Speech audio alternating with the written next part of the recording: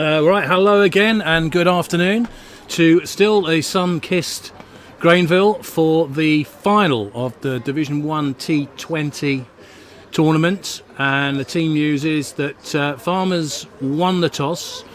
They have decided to take the field. So St Wands will bat first, as they did in this morning's semi-final. So it gives St Wands players a bit of a chance to, most of them anyway, to put their feet up and recover.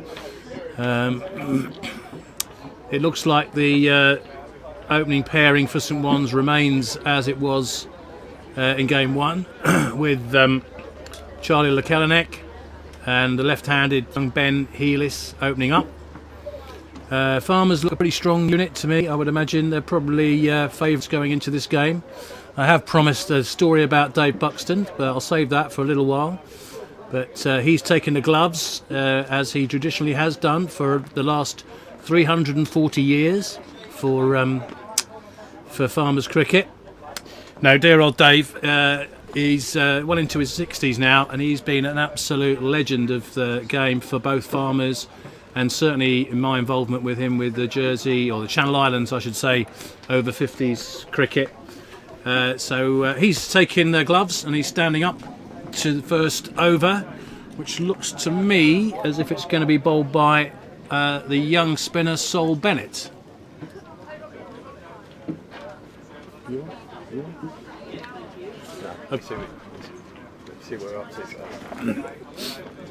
Okay, so umpires look ready for action, just checking around the field. Pretty strong Farmers unit here, lots of experience, but a few youngsters, including Adam Bradbury, this bowler Sol Bennett.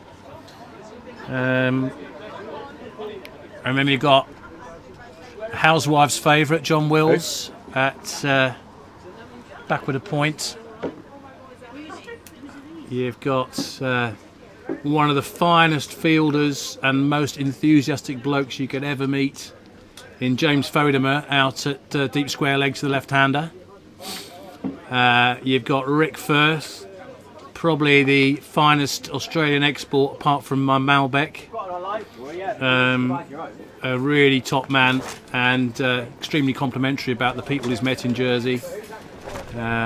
He's a really good bloke. You've got Sam de Grishy there, just taking a few practice bowls from Sol Bennett. So the stage is set for what could be an intriguing game. St Wands Springfield will probably have felt they had that semi-final in the bag from quite early doors, but in fact a magnificent effort from Chirpy's restricted them to just a 7-run win. So there'll be some slightly tired bodies in the St Wands setup, but nevertheless one could argue they've got the advantage of coming into the game with a game under their belts. But Farmers, on the other hand, will be as fresh as the daisies on Jim Pershard's beautiful cricket wicket. Talking to beautiful cricket wickets, we're privileged to be playing on a Dan Birrell and team surface here, which has been wonderful. Huge number of runs yesterday and so far today. Really good cricket, great cricket wicket. The weather seems to have defied all expectations. We were promised heavy rain, long prolonged thundery showers, but all seem to have evaded us. Anyway, here we go, first ball, and it's like Sol Bennett bowling at young Ben Healis. Ben Healis missed out a bit with the bat in game one. He'll be looking to make amends for that, and I'm hoping to see him score a few runs because he's a real young talent. Typical sort of wristy left-handed batsman. Lots of hockey skills. I think we might have mentioned that on commentary before. And pretty free scoring. Having said that, first two balls, no runs.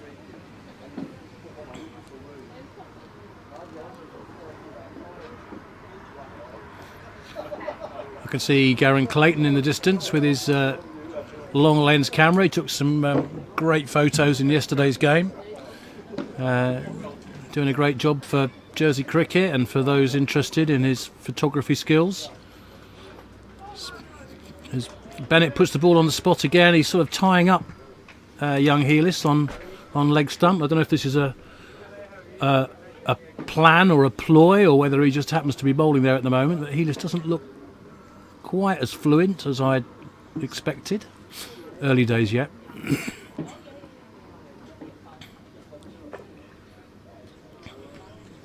And there we go. Helis off the mark.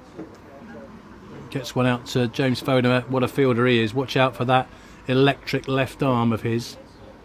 Obviously, as you might know, fine all-round sportsman, great tennis player, represents the island at tennis. Has got jersey caps in the past. Was a fine slow left-arm bowler, but like a number of slow left-arm bowlers, he got unfortunately attacked by what they call a yips, and things all went a bit pear-shaped for his bowling, but it doesn't stop him being an absolutely superb athlete. Great fielder. Changing the field for the right-hander, big Charlie Lekelinek. Deep mid-wicket comes in.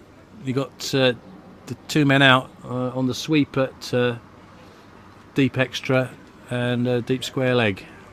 Where's Charlie going to try and take advantage here? Bennett bowls is a bit short. Charlie's off the mark. Another push to Fodemer, deep on the offside field.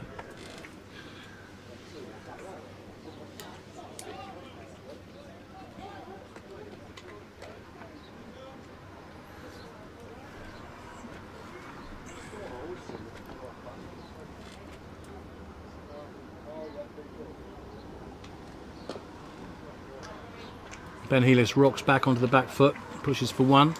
Steady start, just 3 off the first over, which I'm sure that St Wands will be conscious of the fact that against a pretty strong Farmers lineup here, they're going to want to score somewhere around this morning's score, I would have thought, to be truly competitive.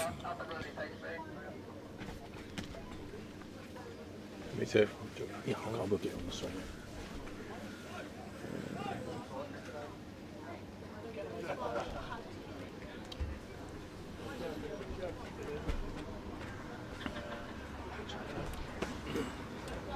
Got John Patterson with me this afternoon. John, what's your impressions over 1?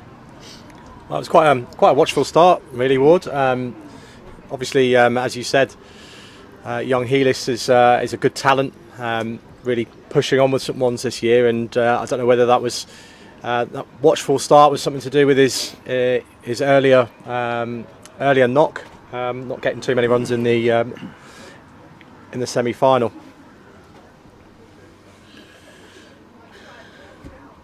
Right, start off the second over with Big Tom bowling. Stuck one outside off stump, which was wide. Slightly ungainly, unusual bowling action, which someone's going to try and take advantage of, perhaps.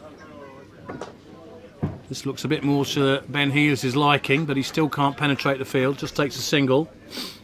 Yeah, it certainly looked a little bit more like the Helis that we know there, a bit more attacking, maybe just feeling his way into the innings here.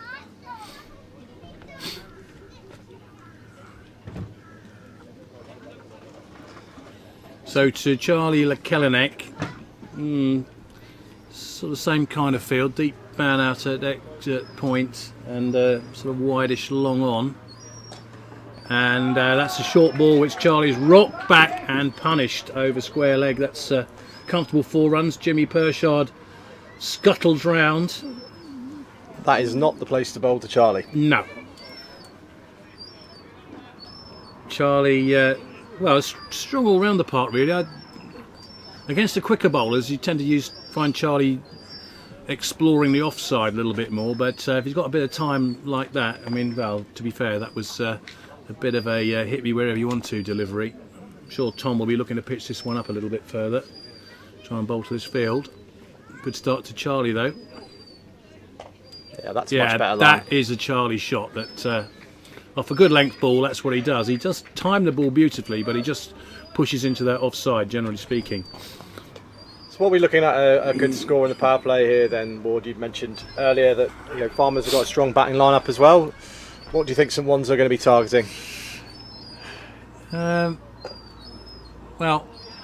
It's going to largely depend on which bowlers they use in the power play. I don't know this Tom so well. Sol Bennett, I think, is a good off spinner. Appeal there for leg before. It did look from here that it looked like it was sliding down leg. It's a bit leg-sided to me. Yeah, so 2 overs gone. So you're only really asking me what the score's going to be in another 4 now. 10 off 2. I think probably someone's will be a little bit disappointed with that. I would imagine you're going to want to be. They're going to be targeting 50 or so off the power play. I would imagine that's what they'd be looking for, which you then would hope to convert into, as I said before, a score similar to the one that they got in the first game, somewhere around the 170 mark, which would be defendable, but it's good track, small boundaries. It's always tricky trying to set targets. Anyways, a change of bowling immediately, and my fellow over 50s Channel Island bowler, Housewife's favourite newsreader, John Wills, with his slightly quirky left arm spin. He's going to be bowling up to Charlie Lekelinek. Same sort of field set, just the 2 men out in the foul play. Willsy bowls with that very slow, slingy left arm, almost off the wrong foot. It's quite disconcerting when you haven't batted against him before. Can drag the odd one down short, and if he does that, I would imagine Charlie might look at the opening up and hitting it over mid-wicket. But that one is pushed far too far outside off stump. That's going to be a wide. Willsy will be a bit disappointed about that. I've not seen a lot of Jonathan Wills prior to here, and I think you're right, Wardy. I mean, quite disconcerting if you've not seen him and played him before. Yeah. Very slingy. Yeah. Feels like that could be another wide there. Yeah, that's not a great start for Willsy. I mean, I've played a lot with him this year. He's been very loyal in my, the team that I play in, the over 50s Channel Islands team. He's been on 2 tours, and he's enthusiastic as anything. You would not believe that he's, I'll just say getting on to my age. He is enthusiastic as anything. He loves his cricket. He plays a lot down in Sussex at that beautiful ground there, down in Arundel, which is his favourite. And he's bowled 3 wides in a row there, Willsy. What's going on? But he's a good cricketer. He's bowled really well for the over 50s this year, actually, and he'll be wanting to get into a bit of a rhythm here. Well, he hasn't done as yet. That's more like it. That's in the right spot. And Healis gets hold of it, but can only smash it straight back at Willsy. Puts out a grateful right paw and stops any runs. He's played a bit of MCC cricket in the past. He's played at Lords, Willsy.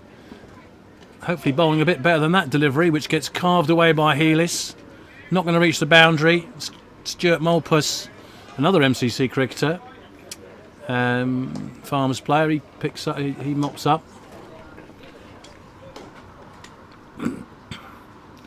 Someone's beginning to put a little bit of pressure on here with those wides.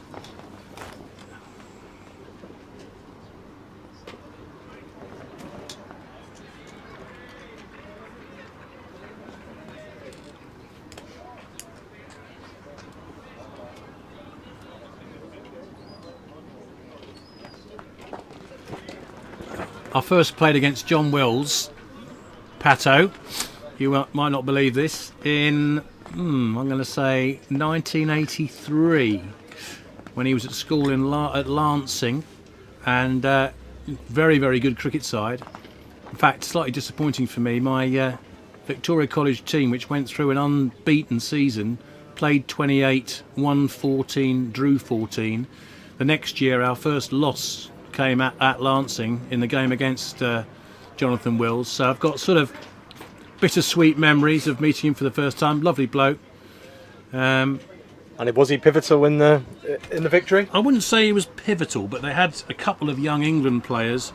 In fact, to give you an idea of how long ago it was, even though I've told you the date, they had a batsman wearing a helmet, which none of us could believe in our school team. We'd never seen anyone wear a helmet before, so we laughed about that in those days, which just tells you how much times had changed.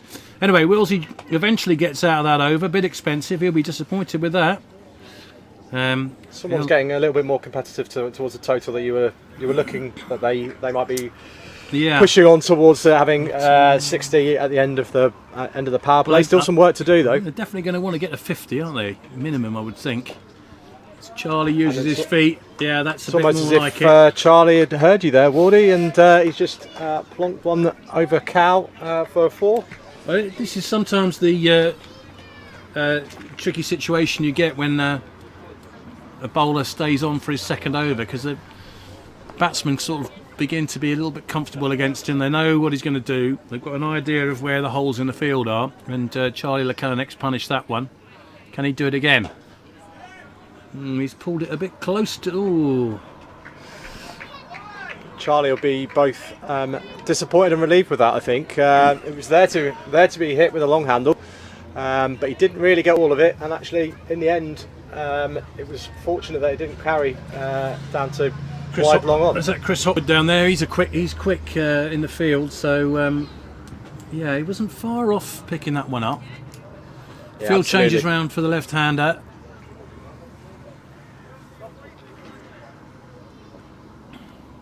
Always irritating for the captains and bowlers when you've got a left and right-hander. You never really quite settle into your rhythm. And that's a good shot by Healis, straight down the ground, and he's beaten both Sam de Grishy at mid-off and Chris Hopwood, who's holding a little bit of a groin or a thigh there. That's good.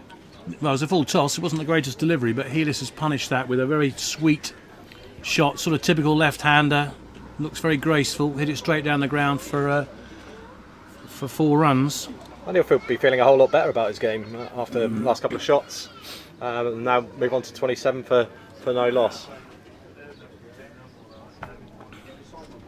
Oh dear, that's pulled down horribly short this time, but a good bit of fielding. Ooh. Oh my goodness, how on earth did that happen?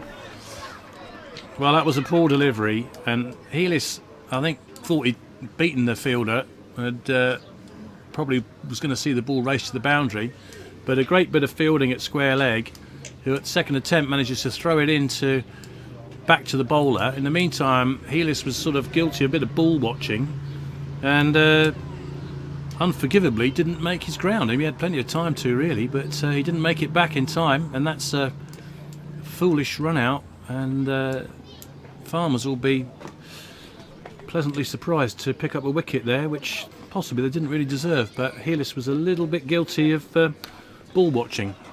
Yeah, absolutely agree, Wardy.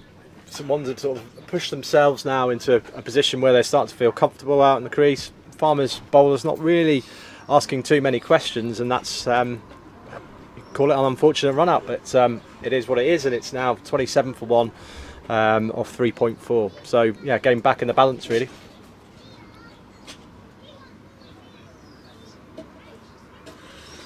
Well, not all bad news for St Wans, because this brings Robbie Forrest back to the crease, fresh from his 50 in the first game. As we mentioned earlier on, fine cricketer, capable of scoring, well, rapidly. Certainly run a ball anyway.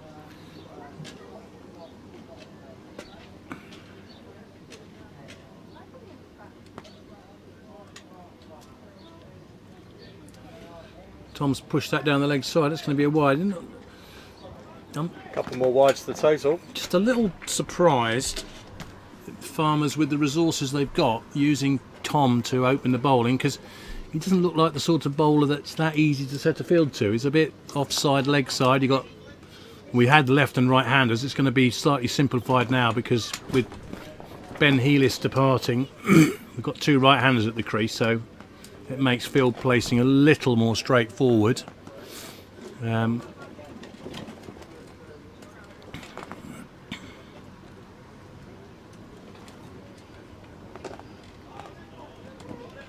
Interesting, Wardy, because Palmer's obviously made the change at the top end after just 1 tight over, but Tom was given a second over from from the pavilion end, and it's been quite expensive, and that'll be another wide.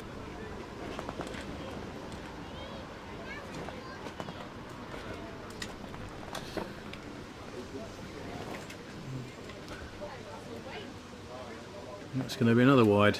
He's just lost his line a little bit here, Ward, hasn't he? Yeah, he's struggling a bit here.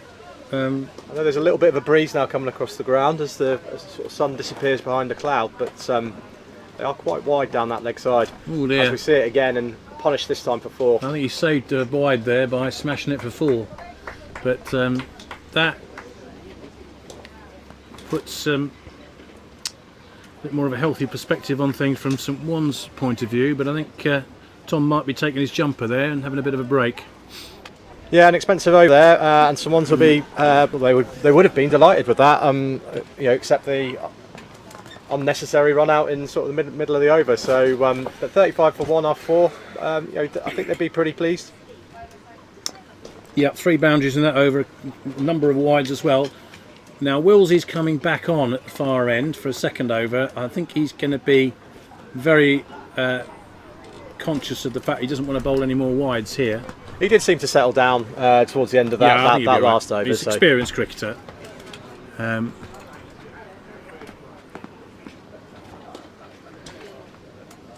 2 overs of the power play to go. Oh, Charlie's missed out there. That was a bit short. He could really have basically picked his spot on the leg side to hit that. I think he was looking to hit it probably behind square for maybe looking for a maximum. But skidded through, no run. So ones are going to want to get this up to 50 minimum off the next 2 overs. So Charlie opens up and can only reach long on and a single.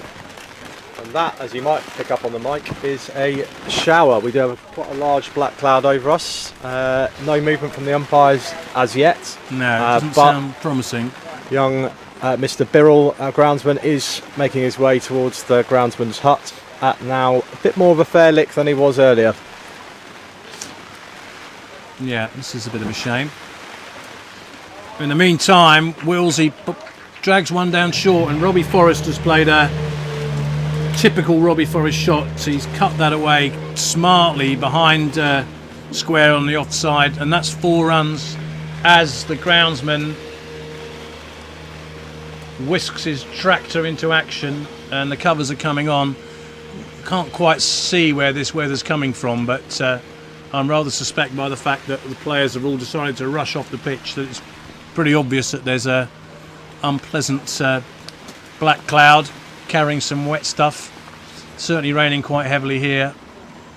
Should be quite brief, strong wind blowing through, but just now I think we're going to, there's obviously going to be a halt in proceedings, so we'll be back with an update as soon as we can get back on.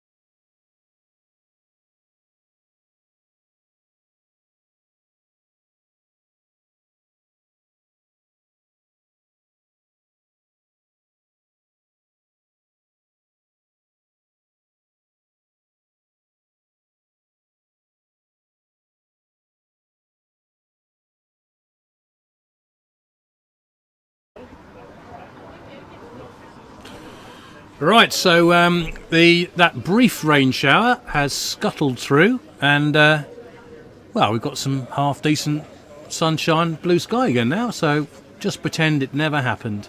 Just time to fill yourself up with another cup of tea or whatever you want. Willsey to do a little bit of practice in the nets, trying to sort out his bowling, which has not been at its normal consistent best. Robbie Forrest buoyed by 4 runs off the ball before the break. Willsey's back into action, and Robbie Forrest basically plays almost the identical shot, but this time doesn't get through past backward point, where it's well fielded, and only takes a single. So there'll be a little bit of grease on the pitch now before we were able to put the covers back on, and likewise on the outfield. How's that going to affect the players, Wardy? Well, good question. Willsey's bowled not a particularly great long hop, but Charlie Lekelenek has obliged and hit it straight at the one fielder in on the ring on the onside, and Tom Wilson's taken a comfortable catch, and Charlie will be disappointed with that, because to answer your question, John, generally speaking, I always think when you get a little bit of rain on the wicket, it sort of speeds things up a bit, and the ball comes onto the bat a little bit better. Could skid it through a bit lower, admittedly, but generally speaking, comes onto the bat better. And I actually used to sort of prefer that sort of skiddy bounce, because it you can play with a bit more confidence, perhaps. But anyway, didn't work out for Charlie Lekelenek. He'd be disappointed with that. He departs with a score on 36. John Wills manages to get a wicket, burgled one there, I'm going to say. I shall tell him that later, but he'll be happy. Gets in a wickets column, and well, it's absolutely everything that farmers would have wanted after that break. Another wicket, and the dangerous Charlie Lekelenek to boot. So really, this game's 2 wickets down on the power play. You certainly don't want them to lose any more in this next over, do you, Wood? No, it's a bit.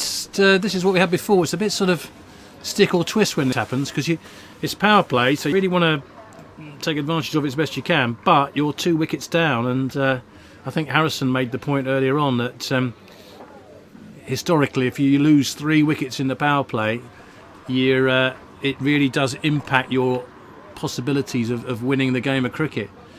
Anyway, Willsey's through his second over. He's now got 1 for 14 off 2. The score moves on to 41 off 2. I think I said that they definitely want to score at least 50 in the power play. So, question mark is whether they can get 9 off this final over.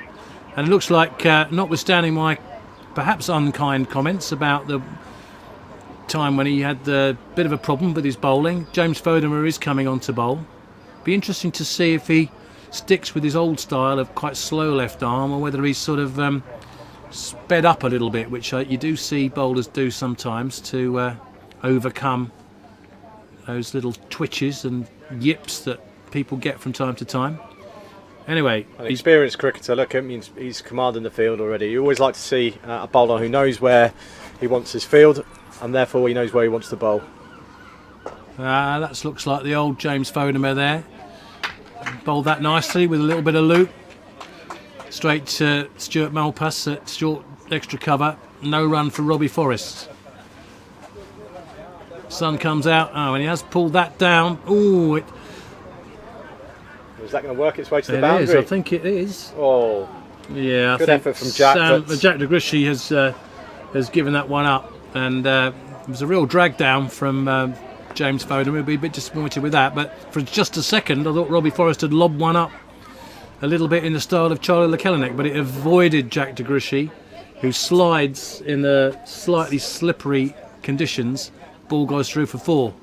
Robbie Forrest goes again, leg side, well fielded by Tom Wilson this time. Some good cricket all round there, really. James certainly flighted that very nicely. Nice sweep from Robbie, and then well stopped from Tom there in the circle. So new batsman is Toby Thurkettle. So these two batted for a while in the first game. Toby quite impressed me with a couple of shots down the wicket, back over the bowler's head or through and past the bowler. He's got a couple of shots that he can rely on. He's come in at a slightly tricky time. Oh, and he gets a little bit of a bottom edge on that one, and it scoots past a despairing John Wills at short third man, and that's gone for 4. So Toby will be happy with that, gets him off the mark, and brings up the 50 in the power play. So yeah, pretty much where I envisaged that St Ones would want to be. 2 wickets down. Probably on as even, I'd say, at this stage, Paddo. Yeah, I would agree. Sun's coming out again now, so it shouldn't affect proceedings where we are. But yeah, definitely a fruitful last couple of overs here for St Ones. Thurkettle manages to squeeze that one out, backward a point, out to the boundary. Doesn't reach the boundary, but comfortable 2 to Thurkettle. You were saying earlier, Wardy, that you preferred it when there's a bit of damp around, ball comes on, but a bit different, I guess. If you're a spin bowler, it's hard to grip it as much. Well, yeah. I was doing a typical thing there of sort of seeing the game as a batsman. From a bowling perspective, yeah, wet ball, not nice. Seam goes out, you lose the shine off the ball, it stops swinging if it was swinging, it's difficult to grip if you're a spinner. So really everything's against you as a bowler, particularly when you're playing on a really good batting surface like this with the boundaries brought in. So it's not a great day to be a bowler, to be totally honest with you. But on the other hand, as a spectacle, enjoying watching a batsman hitting or trying to hit boundaries is probably what the spectators on the live stream and at the ground, that's what they really want to see. So it's probably what the day needs. Anyway, that's the end of the power play. St Ones have crept over that magic 50. Whether that is magic or not, I don't know. It remains to be seen. And they'll be targeting from here, after remaining 14 overs, probably another 120 runs to get themselves up to something like 160, 170. Maybe get a couple of really good overs and get up to 180 like they did in the first game.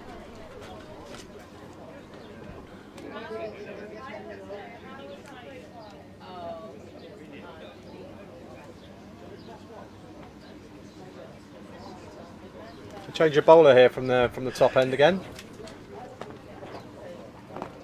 Another left armour. You can turn around the corner, probably for a couple. There's some good fielding on the boundary there. They'll take a couple. Yeah, I've seen James bowl before. He's got a slightly unusual sort of slingy left arm action, and someone pointed out to me. I mean, he bowls nicely. Don't get me wrong. He's all right. But someone pointed out to me that where's he looking when he delivers the ball? Traditionally, there are definitely examples where this isn't the case, but traditionally your bowler keeps your eyes on the stumps where your target area is. But his bowling action means he's looking pretty much at the ground as he bowls, or no, up in the air, up in the heavens as he bowls. But it comes out nicely. That's the most important thing. And think of James Anderson. They tried to coach him out of looking down at the ground after he bowled, and that didn't work well. And then he rediscovered the old way he bowled, and he's been pretty successful. So there's many ways to skin a cat. And it's got away with a couple of dot balls there. It's young James. Yeah, he'll be happy how he settled into his spell here. After that probably loose first ball that went for a couple. Yeah, that's another good one. He's got Toby Thurkettle in a bit of trouble here. A bit frustrated with himself. Like you say, I've seen him play before. He's got a few nice shots around the ground. Yeah. Good young player.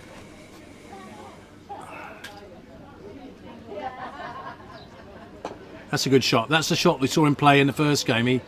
He uses his feet and he's very comfortable hitting the ball down the ground, which is good cricket shot. There's always a hole there past the bowler. And the umpire has called a no ball and a free hit. Wow, okay, so that must have been a foot transgression from James, and that's a bit disappointing. You don't want to be doing that as a slow bowler. You don't want to be doing that at all, but as a slow bowler, really, it's unforgivable to give away a no ball free hit. Where's this one going? Oh, we have a pause. Dead ball and still a free hit. Robbie Forrest, show us your muscles. He has. He's hit that beautifully. That is a really classy cricket shot. It's come down the wicket and almost cross-battered that over wide. Extra cover for 6. Yeah. Not an easy shot to play that. I mean, there's always a gap over extra cover, but actually getting the power to hit the ball over extra cover, not easy.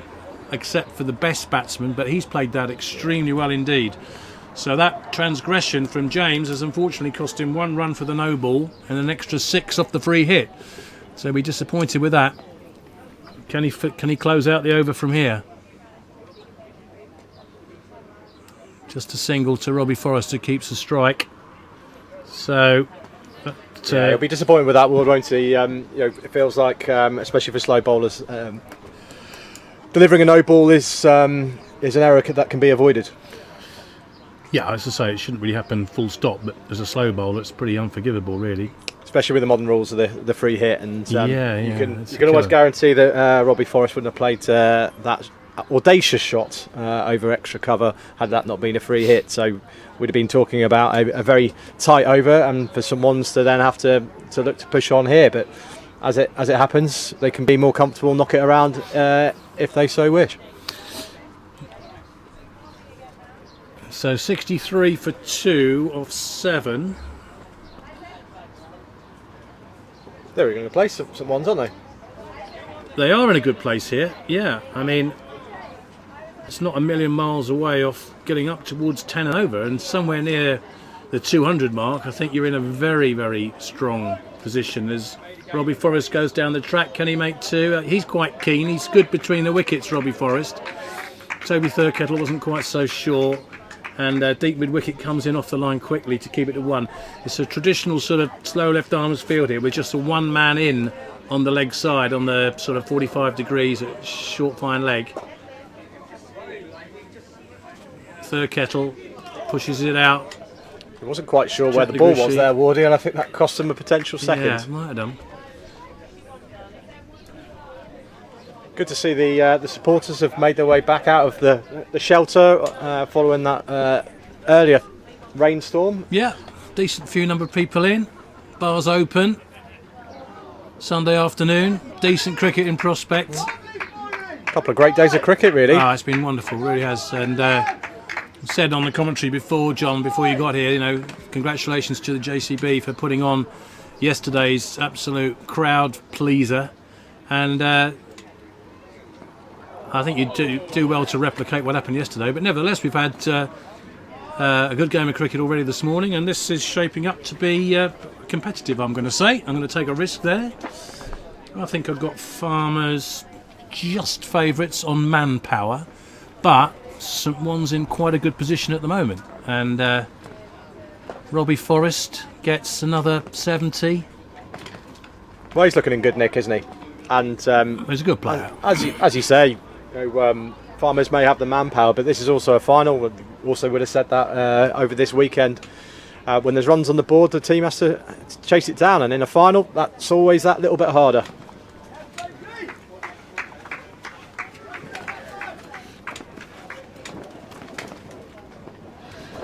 So not a bad over from Fodemer there. He's sort of controlled that, just the 5 singles from it, which I think as a bowler, you in this type of cricket, your number one concern is to avoid conceding boundaries. Really, if you can control the areas that the batsmen are hitting the ball into and keep them to 1 a ball.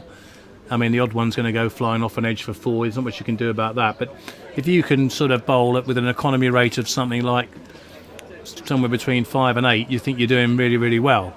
It's when it gets up to your 12s and 15s that things really go on the batting team's favour. So that was sort of on as even, that one.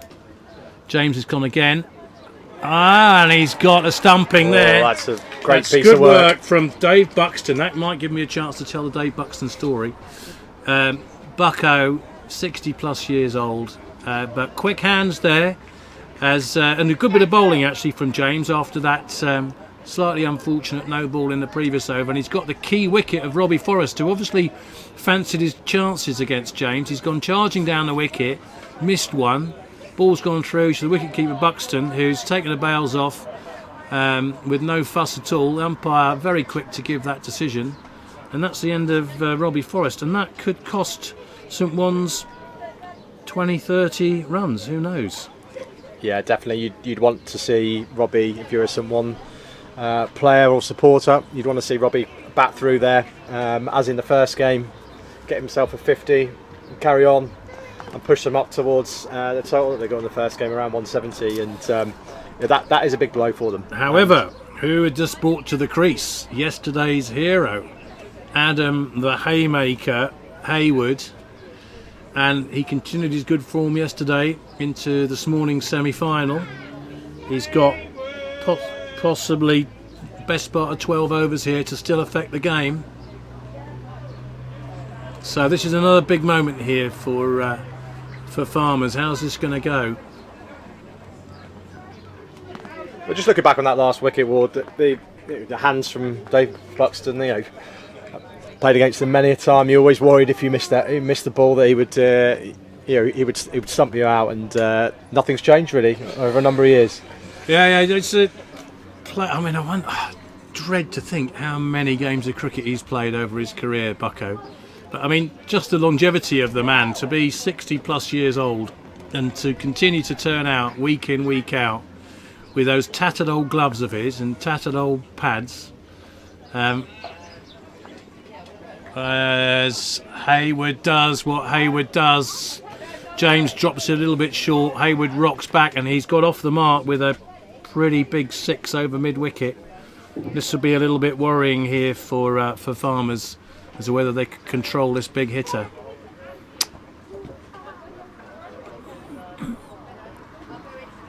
What he can't do, Ward, is he can't drop that short. That was a freebie. It was. And this time he overcompensates, pitches it up, and Hayward's equal to it because he's gone off the front foot this time and smashed it straight back over the bowler's head, and that's a really classy cricket shot for 4. So Hayward's up to 10 off 4 deliveries, and this is ominous for St Wans. Well, what do I know about cricket? I said, the pressure was really on St Wans after the first ball of this over when we saw the departure of Robbie Forrest, but all of a sudden 10 runs off the last 2 balls, and St Wans moved on to 78 for 3, and we're not even at the halfway stage yet. We've got a slight hiatus in play as the umpires are questioning who's actually doing the scoring at the moment. They don't know who to signal to. Anyway, that's all resolved. James is ready to continue.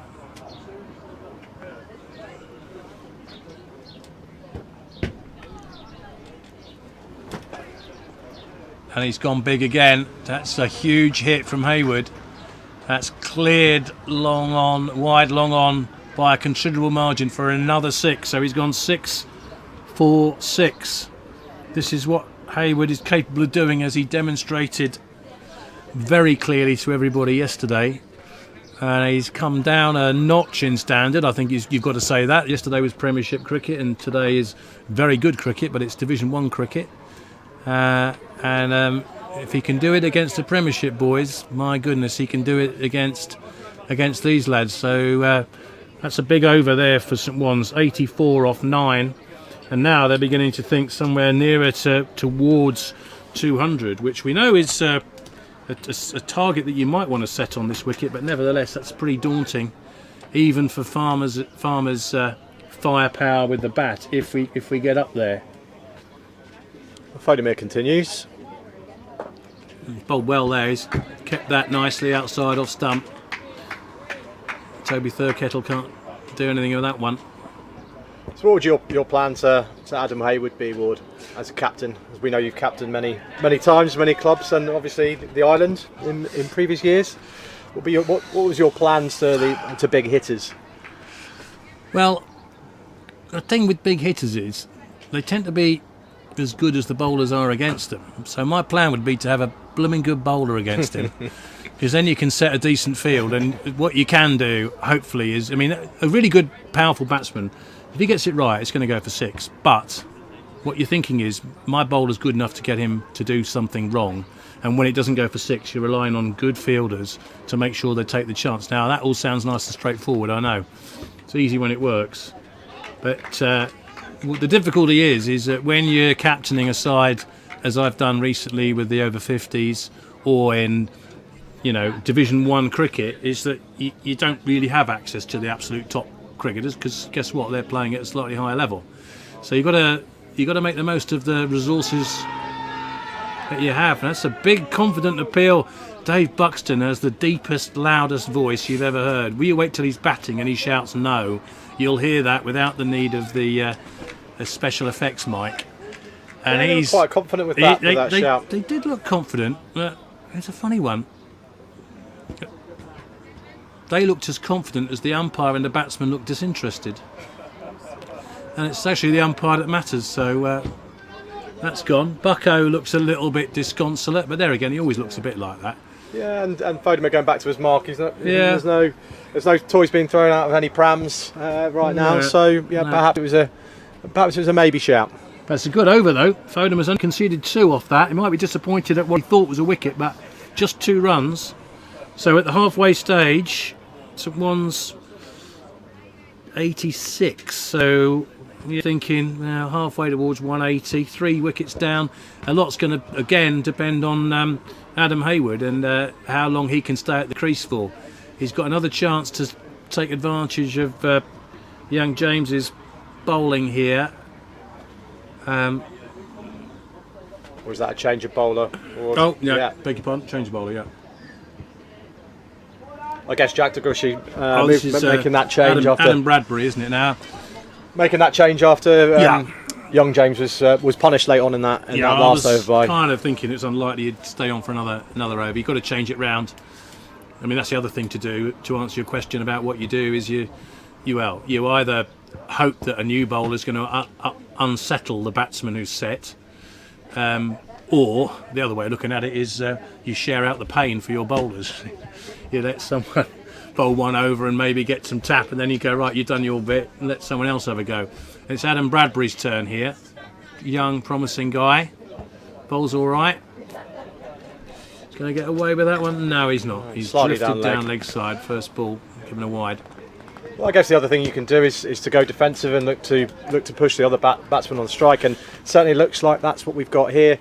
A number of fielders peppering the boundary really, and plenty of 1s and 2s available if they like them. But Mr. Hayward that's all very does like to hit boundaries. With the boundaries brought in, as we've discussed, setting the defensive field doesn't always really help because you can't defend the ball that goes 35 yards over the boundary. Hayward's a bit disappointing start here. It's a couple of not Hayward, Adam Bradbury. I think it's a couple of wides. Just needs to settle into his rhythm. I guess from a bowler's perspective as well, Ward, when you've got somebody who's in such good form as Adam Hayward, the bowlers wants to know where he wants to hit it as well. And I would say, not there. No, that's gone for another 6. Well, it's not a wide, but he's dragged it down, and Hayward's got himself in a good position, and smashed it straight into the covers, which are actually positioned at deep square leg. So that's another 6. That's his 3rd maximum already out of 23 runs. A couple of sighters with those wides down the leg side, and then he managed to just step inside that one and connect well. He really is. I think he's a dangerous cricketer full stop, but he's particularly dangerous this weekend.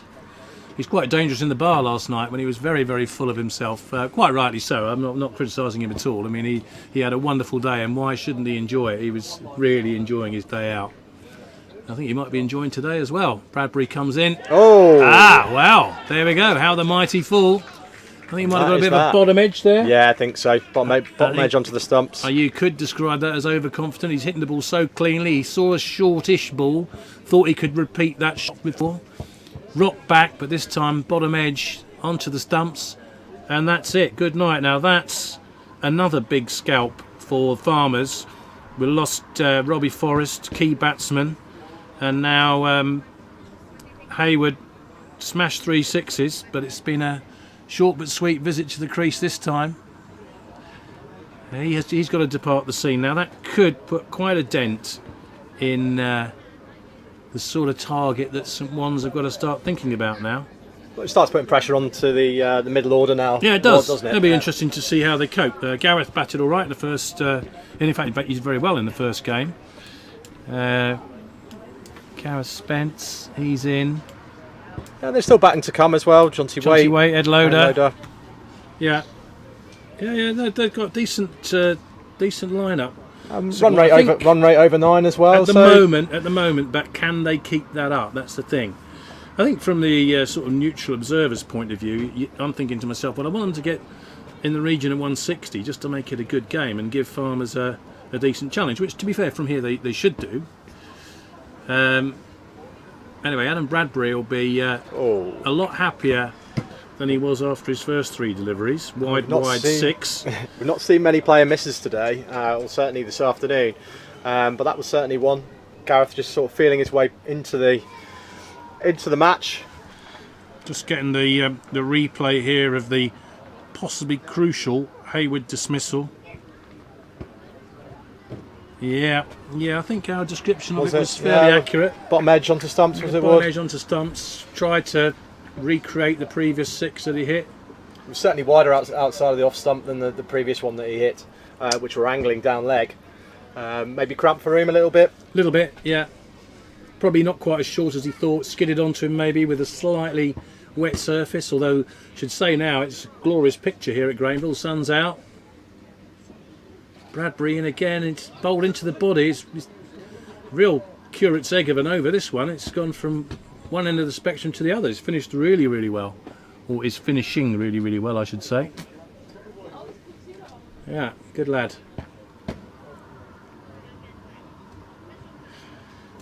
So Dave Buxton, I'm on tour with Dave Buxton playing in the over 50s game. Sometimes the over 50s is quite a long format. It's not like this 20 over stuff. We play 45 overs a side. Bradbury's in. Is he going to get away with that one? No, that's another wide. And I think I mentioned before on commentary that he's really into his sort of bird spotting, bird life. He knows everything, and he's one of the very few people on the island who's certified or classified as a ringer of bird life. He's allowed to catch and ring birds, so he knows everything about bird life on the island. He really does.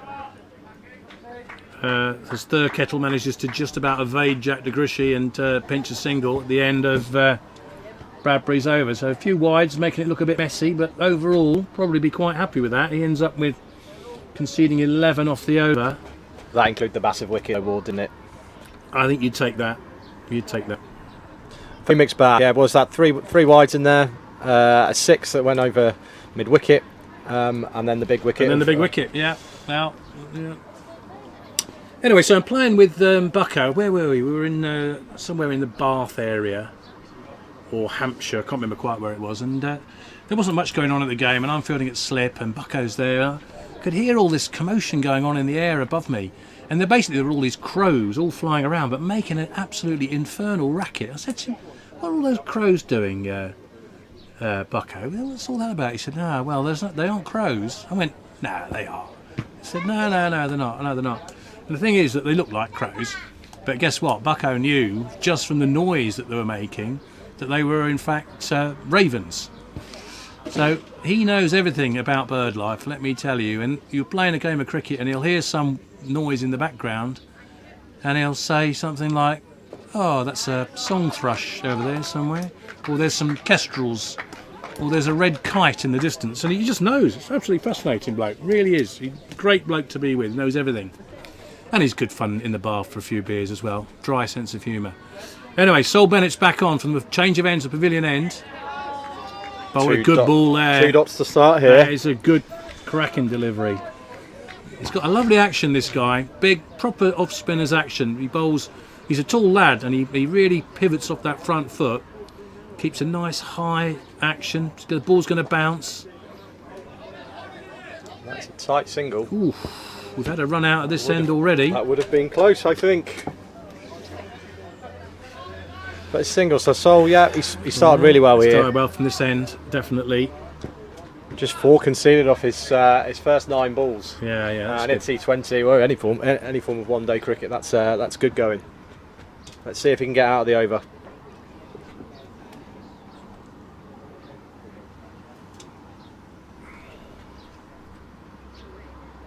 Yeah, another nice one. A bit of a player miss there again. It just shows wicket. Big wicket really goes change. down, really can change everything about the game. what sort of target you're setting, all sorts of stuff. Farmers just feel a little bit more on it in the field. Bowling's tighter, a bit more pressure on the one side. Another single there, but really need to settle down, these two.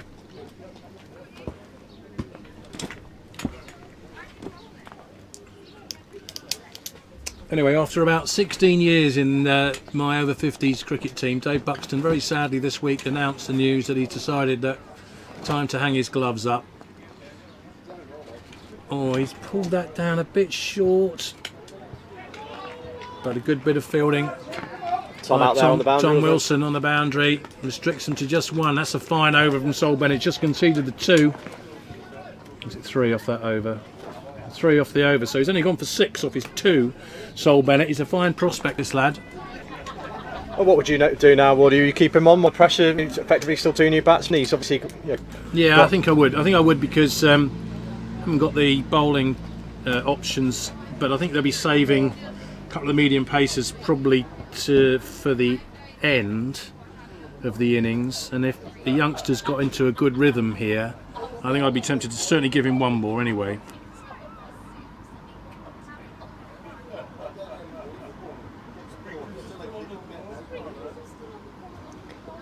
As it is, it's Adam Bradbury in from the top end now. As we described earlier, quite a mixed previous over, but did take the vital wicket of Adam Hayward. There's a few changes in the field going on now. Let's see what he's got.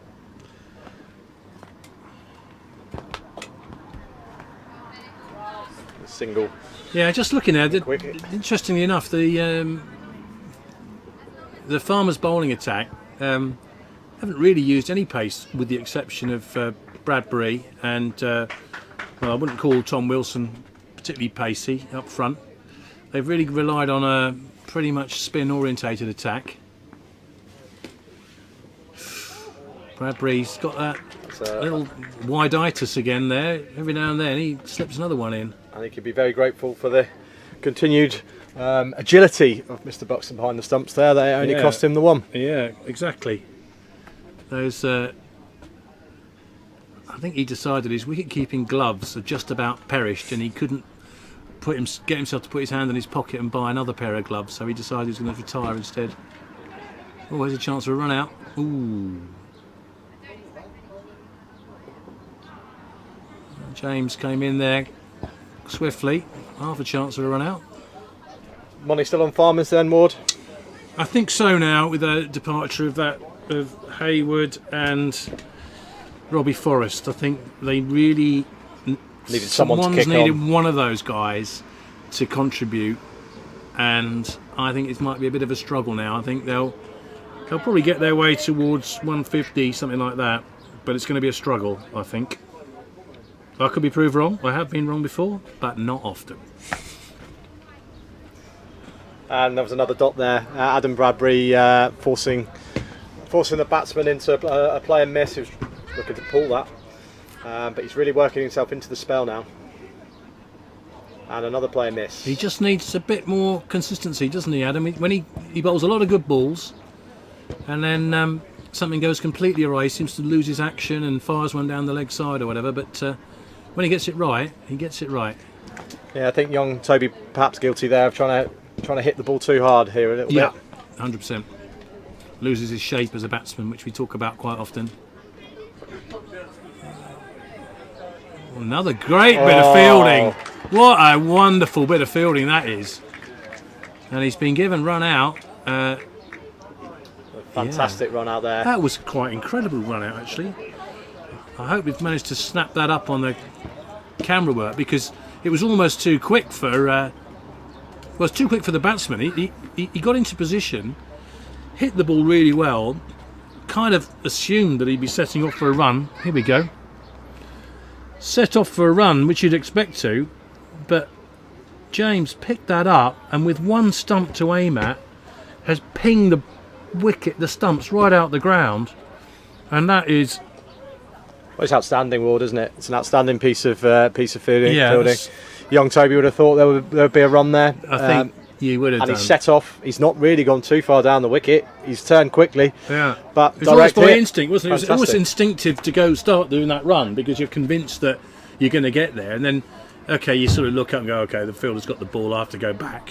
But he didn't have time because he was so quick. It was the pick-up and the throw. It's one of those ones where sometimes you get confused with a left-handed in the field because you think as a batsman that, the ball's gone to his wrong hand and he won't throw it in. But it went, because he's left-handed, he picked it up and threw it almost all in one motion. It was really whizzed in quickly. Now it's the unmistakable figure of Ed Loader with his team in a bit of crisis. And Bradbury's been happy to give him the short ball first up, and Loader hasn't got hold of that. It's not going to worry him. No helmet for Ed Loader. He's gone old school. He's got a traditional old bright blue cap on. He looks almost 1890s cricketer, I'm going to go for. Could be batting with R.E. Tip Foster. Oh dear. Now Bradbury's done that again. He's pulled that wide again. That's 3 wides in the first over, and he's bowled 3 wides in this over now. But in amongst there's some cracking deliveries as well. So I was going to say, Warden, he felt like he'd actually settled in after that sort of slightly wide earlier spell. Bowled some excellent deliveries, but he seems to have gone back to the sort of the short and slightly leg side deliveries. And from what that looked like an attempted slow ball. I think it was a slow ball, which ended up being a full toss, but Ed Loader's just come in and he didn't really quite pick it up, but he managed to get hold of it. He pushed it down the ground for a single. He's off the mark. And that run rate has gone down. Plummeted. But that's what happens when you take wickets. 5 wickets down, and I think that St Ones are going to struggle to score. I'm going to guess here, 7 overs to go. A run of balls, 42 runs. They might get a few more than that. If they get another 50, 156, I think they'll be hoping for 170 here, but I'm thinking more 160. I wouldn't disagree. And a couple of wickets, with that could be downgraded even further. But Ed Loader, proud record holder of a quite astounding number of hundreds, according to Ed, when you speak to him over the years. Playing cricket in the Surrey region. He's not short on confidence. And he's not short on some very good stories, Ed, as well, about the people he's played against, tough situations he's been in. He's in a bit of a tough situation here. He's got a bit of time, hasn't he? Effectively, what St Ones will be looking to do here is to ensure that one of these two specialist batsmen remains the course for the next 7 overs. Loader threatens to dance down the wicket there like a butterfly, but then rocks back and just nudges it down to wide third and takes a single.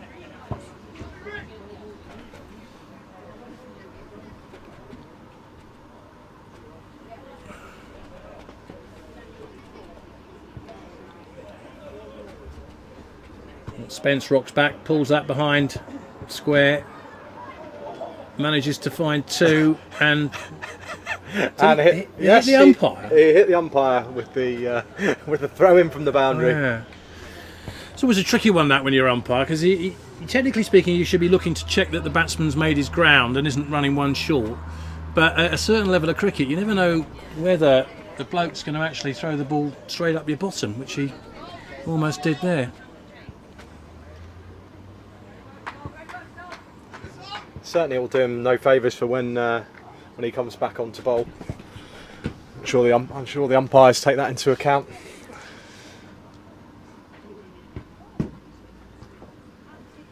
Saul Bennett again. Loader tries to squeeze one out behind square, but no run. Good bowling again.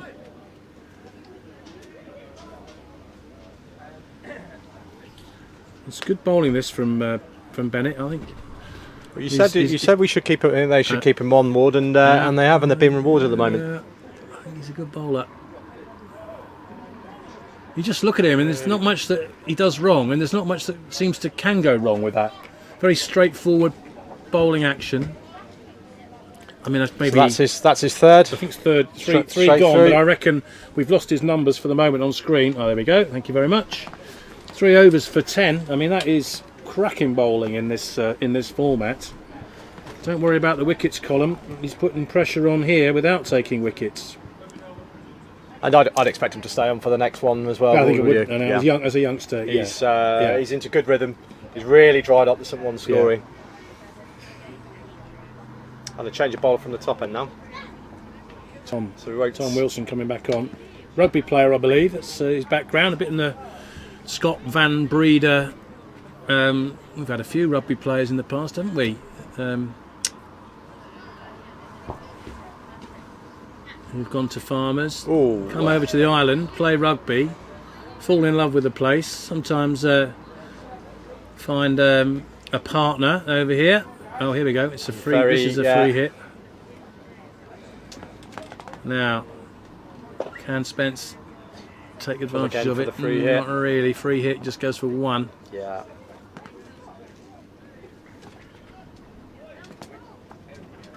Yeah, Joel Dudley, of course, is the other one. Came over to the island as a rugby player, now in the police force. Made a real good impression at Farmers. Extremely good hockey player as well, by all accounts. So, yeah, it's been a great benefit to the island's sporting talent, some of these guys. Not so sure about Tom Wilson's bowling action. It's sort of opposite of Sol Bennett when you talk about smooth and repeatable. Anything could happen here, but going along all right so far. So it looked like a bit of swing there, Ward. Maybe.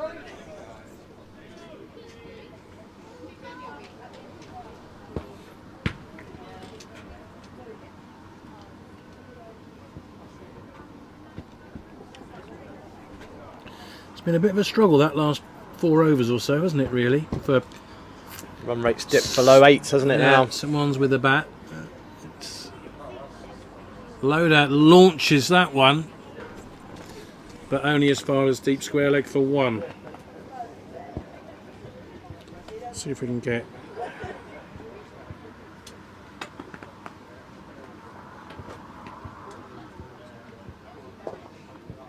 And popped. Straight to short cover. Yeah. Gareth Spence will be disappointed with that.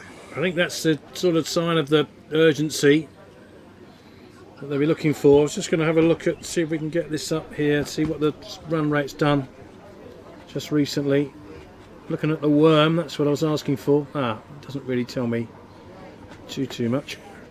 That worm. But we know that that worm is certainly not going in the right direction for some That worm reminds me of the ones we found in Malaga earlier in the year, which got drowned in the weather conditions we had. Yeah, Spence trudging off now. They'll run a ball 8. It'll be disappointing just to pop that up to cover. A simple catch taken by Jack DeGrushy. And Tom, I think that's his second wicket. So a good return to the attack for him. And Swans are actually 6 down now for 115. It's amazing how the game can change, isn't it? Particularly, you know, if you look at the Jersey national team at the moment, we're blessed with batting really all the way down to, well, I'm going to say 9 or 10, but I mean, you know, let's look at what number 11 did. Dunford did at number 11 last week. So you can sort of, when you've got backup like that in your team, you can kind of afford to lose wickets knowing that someone else can come in and do a job. But when you get to Division 1 level, you tend to pack your side with batsmen who can bat, but then once you get down to, I don't know, 7 or 8, it gets a little bit tricky, and they might be able to hang around, but they're not really going to hit 4s and 6s. So Bennett has in fact been relieved after a very, very good spell of bowling, 3 overs for just 10 from the pavilion end. Jonathan Wills is coming back on, trying to get a little bit more rhythm from this end. Loader has picked the gap on the leg side. He's found that narrow, threaded the one through between deep square leg and mid wicket, and Loader will be happy with that. That's his first boundary. Well, the first boundary for St Swans for some time as well, I would say. For some time, yeah. I would say since the departure of Bradbury, and that was a good probably 4 overs ago now. Yeah. So. Loader's not going to be happy about this now. I thought I'm not sure it wasn't about that a one. great delivery. It was a bit of a long hop, and I think Loader is going to tell you that was definitely going over the top. From my angle here, Ward, I'd also say maybe down leg side. He's not going. He's definitely not happy about it. Ed Loader has a remarkable number of unfortunate dismissal stories, which I think this is going to add to it. He'll be writing that one in his little black book tonight about I got given out again. Oh, he'll be particularly frustrated. He just hit the very same bowler for 4, and he was looking to do the same again. He'll be disappointed that he missed out, and then doubly so that the finger went up from the umpire. Had he hit it for 4, he wouldn't have been given out LBW. So this is true. But he's not happy. Just waiting to hear his version of events. He's not going to say anything at the moment, but that story will come out over half a shandy later on, I'll guarantee you. Anyway, Willsy's happy, for one veteran cricketer disappointed, the other veteran cricketer very, very happy. And indeed. he's got good figures. He had a bit of a shaky start, your friend Mr. Wills, but he's 2 all for right. 18 now. Run rate of under 8. That's pretty good in this form of cricket. We've got Lucky Singh in with Jonty Waite now.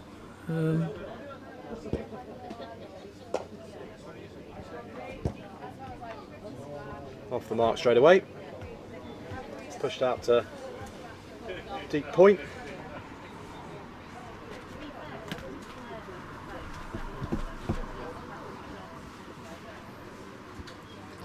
I've not seen Lucky Singh bat before. I've seen him field.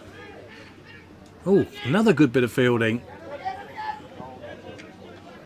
Good potentially backing. Looking for 2 there, but good backing up from Jack DeGrushy. Stops that from happening. 2 new batsmen in, 7 down, only 120 on the board. Yeah, both of them literally facing their first, second balls. So not easy to come in. The field's spread, hitting boundaries is at a premium at this stage, and some ones need them. I think the Win Viz is definitely moving strongly towards Farmers at this stage with their sort of man for man potential superiority. I'm going to hazard a guess at as Willsy comes in again. He's pulled that one down short. This time it's just pushed for 1. So your prediction of 150, maybe a few more. I think if you asked some ones now, they would probably take 150. It's always difficult making predictions because obviously, in T20 cricket, a couple of guys come off and it can make such a massive difference. But if they don't, things swing the other way. So, we talk about them being perhaps slightly over-reliant on Hayward and Forrest. Both of them got in, played a few nice shots, but then got out. And then suddenly you're downgrading your target over by over. Well, I think you earlier mentioned that 200 might be on the cards given the early run rate and with batsmen in the hutch. And here we are into the 17th with just 122 on the board. So it does show how quickly cricket can change. There's definitely some swing here from Tom.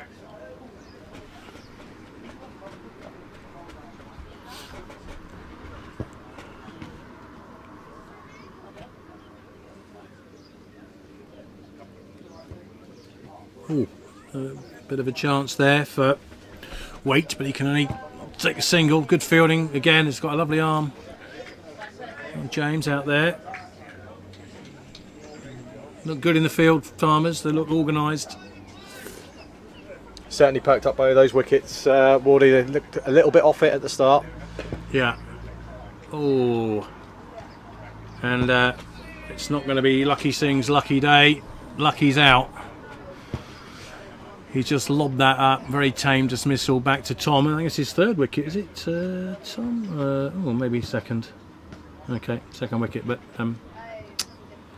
yeah, suddenly 150's looking a way off here, Pato. Certainly is. And actually, you're now thinking, are they going to be able to see out their 20 overs? Yeah. I guess that comes from the mindset of the captain as well. Were they are the new batsmen going out there to have a swing and get them up to what we were thinking was a competitive total, which was 150, 160, which is a good blow from here? Or is it more that they want to see out the 20 overs and get themselves up to 140, which might be below par, but in a final you never know. Well, sometimes you have to take the practical decision, don't you, really? And now, 8 down, you're thinking, well, let's just see how many we can get off the remaining 3 and a bit overs. So what have you got? 18, 20 deliveries or so. Try and get another 15 runs. And not be all out. Oh, and there's and a 4. That will help. Helps. Big full toss, which Hugo Gomersall, nice to see him. Another in the Gomersall clan. Smashes his first felt ball. like that came straight out of the middle. It did. It sounded good. I mean, it raced wasn't, away. A nice friendly full toss, admittedly. Oh, looks like he's got a free hit as well. See if he can. I'm surprised that's a free hit, to be honest with you. That didn't seem that high a full toss. Well, he's not going to be out. Freebie. As long as they don't get run out. Freebie, and which they haven't. Gets a single. Yeah, looking at someone's woes, and if they do go on to lose game, just looking at the batting scorecard there, all of the top 5 got to double figures, but no one really went into even 30 runs. So they'll look at that and think, well, we needed 1, ideally 2 or more of us to go on to get us to that 160, 170, which even then may not have been enough. Yeah, you need that, don't you? And I'm just looking around the Farmers team. You've got the likes of Hopwood, Rick Firth. He's a class act with the bat, actually. Fodemer can score runs. Sam Malpass. Oh, Sam Malpass. Gosh, yeah, I forgot about him. Dave Buxton, consistent. Willsey has batted very well this year in the over 50s. He's organised player. I can't really see at the moment Farmers quaking in their Farmers boots all that much. Could be 2 wins in 2 days for Farmers here.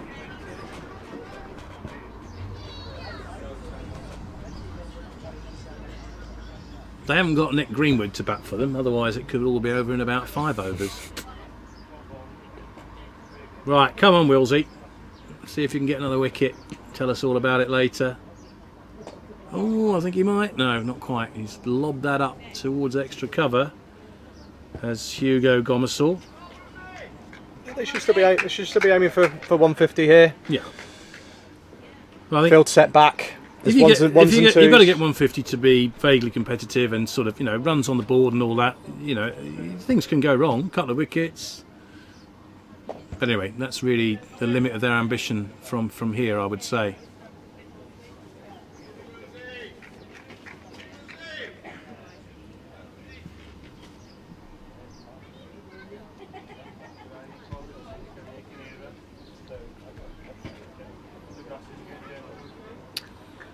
Talking of keen cricketing families, you can't do much better than the Gomersalls.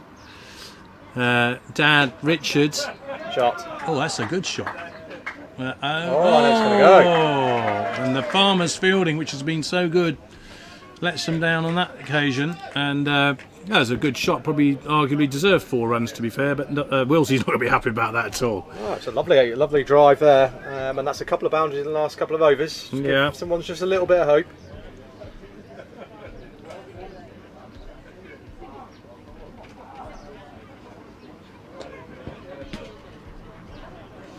Yeah, talking of keen cricketing families, Richard Gomersall loves his cricket. He's played a lot of MCC all around the country. Takes teams up to Yorkshire and tells everybody what a brilliant cricketer he is in Jersey, and tells everyone in Jersey what a great cricketer he was in Yorkshire. But he's never actually done anything anywhere, but never mind. No, he's a good lad, and he's got certainly 1 daughter, maybe 2 daughters, who I believe are in the island setup, as well as young Hugo, who's a good hockey player as well as cricketer. So yeah, some good sporting genes coming through. Wish him luck. Shouldn't be too difficult for him to be a better cricketer than his father. Good running. Very smart cricket in the last few balls Good here, running. Picking off singles and 2s as they push on towards that magic 150 that we've been talking about. Willsey finishes his third.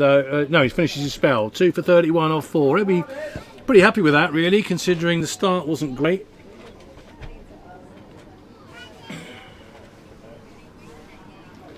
He'll be replaying this on Channel TV News on the sofa with Jess Dunstan tomorrow. I'm quite convinced of that. talking her through his googlies or whatever he does on the sofa when they giggle away to each other. I never know what's going on there. It's always the shuffle of the papers at the end of Shuffle papers. That always gets me.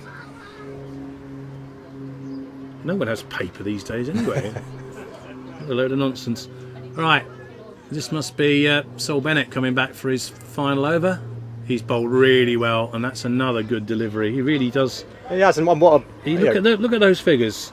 Great figures, and Conceded what ability to be able to bowl from both ends as well, looking just as comfortable from both. It's just his whole action. He just looks like a proper off-break bowler. Oh, saying that, he's dragged that down. It's going to be a wide, I think, which is a bit of a shame because he's bowled really, really well. But no, he's got a nice repeatable action. He won't want to repeat that particular delivery, but generally speaking.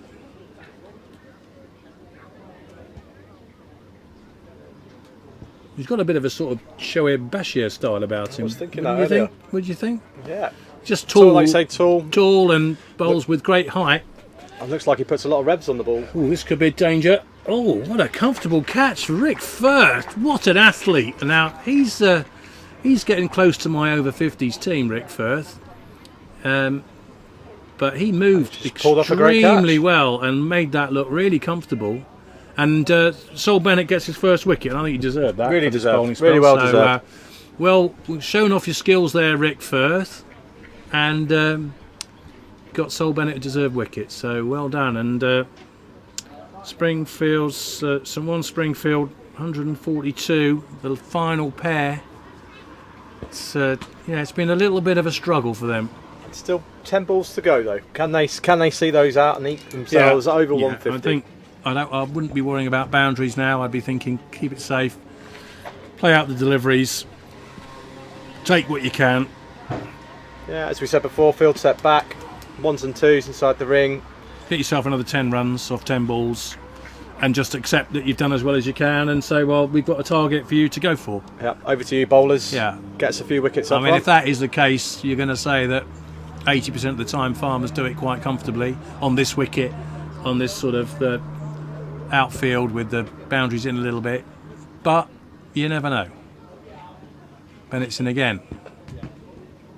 Oh. It's threaded between the two fielders Look there. at Willsey go, and they're going to take a second. Very slow with the turning for the second, but make it comfortably in the end. 2 more to the total. Rolly King, the new batsman, 44. bowled well into early game. Gonna have to bowl well today as well. Bennett's in. Looks a bit wide outside off stump. Yeah. Comfortable push for a single. Photo. Nice. Watch this arm. Oh, we didn't really need to there, but nice ball to first to get up. Yeah. Half volley outside off stump. Little danger there, really.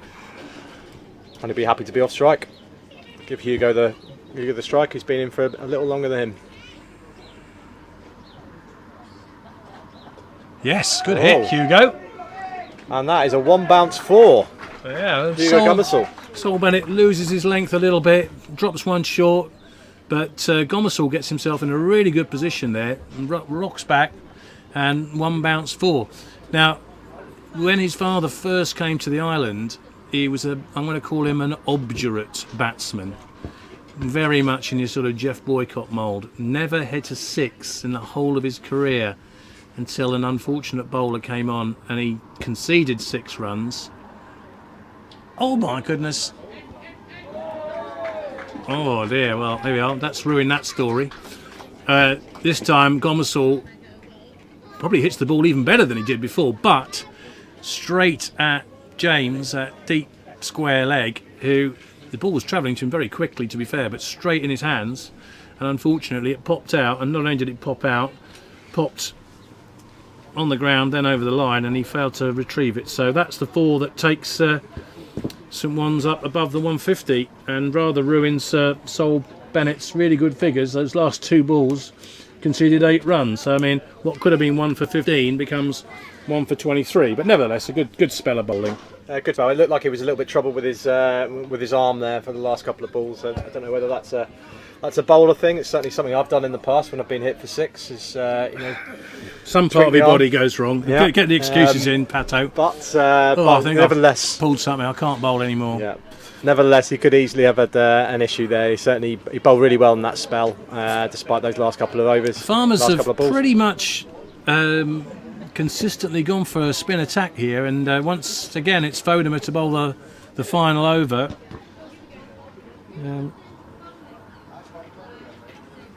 St. One's looking to set 8 and over, 160 if they can. It's going to be around there, whatever happens now. DeGrushy's in quickly there. Slight fumble, but prevents the second run. They're not a million miles away from that 160 that we talked about a while ago. Yeah, there's a couple of boundaries helped. Ooh, and that was possibly a chance. Yeah, Fodemer had pulled that down short, and I think if that had been Hugo Gomersall there, that would have been 6 or 4. But Rolly King, the new man, couldn't quite get hold of it. This one isn't wide. Someone's slowly pushing up, 155 for 9 now. Yeah, 3 balls to go. That's good. We're going to get a game anyway. It'll be a challenge for Farmers this now. They've got to take a run there, and they do. Listen to Buxton. Got the deepest voice ever. You don't need a megaphone when you got Dave Buxton in your team. You slap that out. They're going to come back for 2. Point. They've got to come back for 2. 2 young lads. Oh, but well short. Great bit of fielding. And Fodemer's safe hands as the bowler just nips the bails off. And that is the end of St. One's innings with a comfortable run out there. Good fielding out the boundary.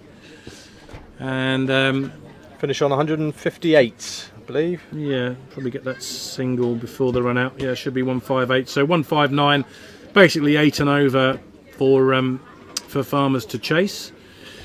Around 8 and over. Yeah, it's I think St. One's overall. Well, I don't know. It's a half decent score, but probably not the way they wanted to get there. They'd have hoped that the 2 big guns would have gone on, especially having made starts. Sol Bennett, pick of the bowlers, even though he went for 2 boundaries off his last 2 overs. Jonathan Wills 2 for 31. Shared around really, Ward, wasn't it? Fody only conceded 24 off nearly 4. So he's bowled well. Yeah, not bad bowling. Spin attack. I think Farmers strong favourites to win, but nevertheless things can go wrong. And well done St. One's for getting up to a defendable target. Let's say that.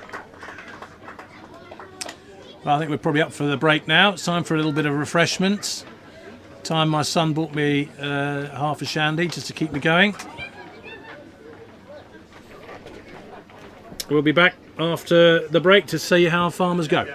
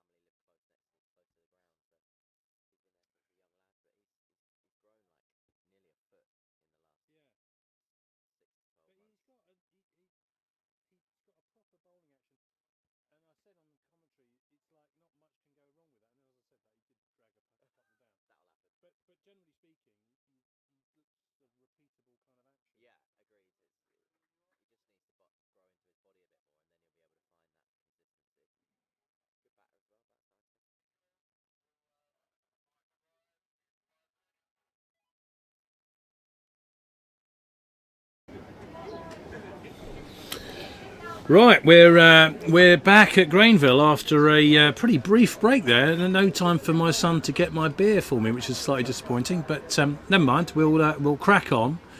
I've got Lee Malloy with me now from the JCB. I ought to say huge congratulations to Lee and everyone else he works alongside for what a cracking day yesterday was, and today's been very good as well. We've got a challenging total for Farmers here. I think they'll be fairly strong favourites at the moment, but St One's Springfield managed to battle their way to a workmanlike total, I'm going to say, but runs on the board, scoreboard pressure. What do you think, Lee? Yeah, listen, I think with what the runs we've seen yesterday and this morning, I think they're going to need early wickets in this power play if SOS are going to avoid a Farmers double. So certainly these opening batters are going to come out, play with aggression. Rick Firth, left-hander known for accessing the leg side, playing with big intent, and it'll be down to these opening bowlers of SOS to see if they can get some early wickets and really try and get into that middle order as early as possible and put some pressure on. Yeah, it's almost a bit of an old cliche, that one, isn't it? Early wickets, scoreboard pressure, all that stuff. But it's all absolutely true. That's why cliches are cliches, because they're true. But Rick Firth, he's a lovely player, good, proper talented sportsman. Actually, I don't know if you saw the way that he took that catch. He had to make a bit of ground, but it wasn't a particularly difficult catch. But he made it look really, really straightforward. So he's a good sportsman. So he's opening up. He's a left-hander. And who's opening with him, Lee? Potentially Sam Malpass. Oh yeah, okay. Or Chris Hopwood potentially. Might be Chris Hopwood. It might be. Another left-hander, two left-handers, I think. Yeah, it's Hopwood. Definitely. So Chris Hopwood, Rick Firth, two left-handers. I was rather suspect that Farmers will do this fairly easily, but strange things can happen. Someone's opening up with Lucky Singh, and he starts off with a wide. Yeah, I think they're looking around the lineup. One change for SOS with Hugo Gomersall coming in helps their bowling attack. Extra seamer. Right. Young Hugo, he'd rocked back and very nearly hit a six. And next ball, well, he probably should have hit that one for six. He hit it well, but straight at the fielder, but got away with it and. Couple of boundaries, which I'm sure he'll be happy about. He'll be telling his father about that when he gets home tonight, I would imagine. Or showing him on the live stream. Oh, well, yeah, with the commentary where Richard Gomersall may or may not get a mention. Once again. Lucky Singh started off with a couple of wides here. He's obviously very conscious. He's trying to keep it well outside off stump to a 5-4 offside field. Both the deep fielders are third and at deep extra cover, so that's why he's trying to hang it well outside off stump. Bit of a change for Rick Firth though, as wide long on, deep mid wicket, whatever you want to call him, goes out to cow corner, let's say, for Rick. Let's not be too polite, he's Australian after all.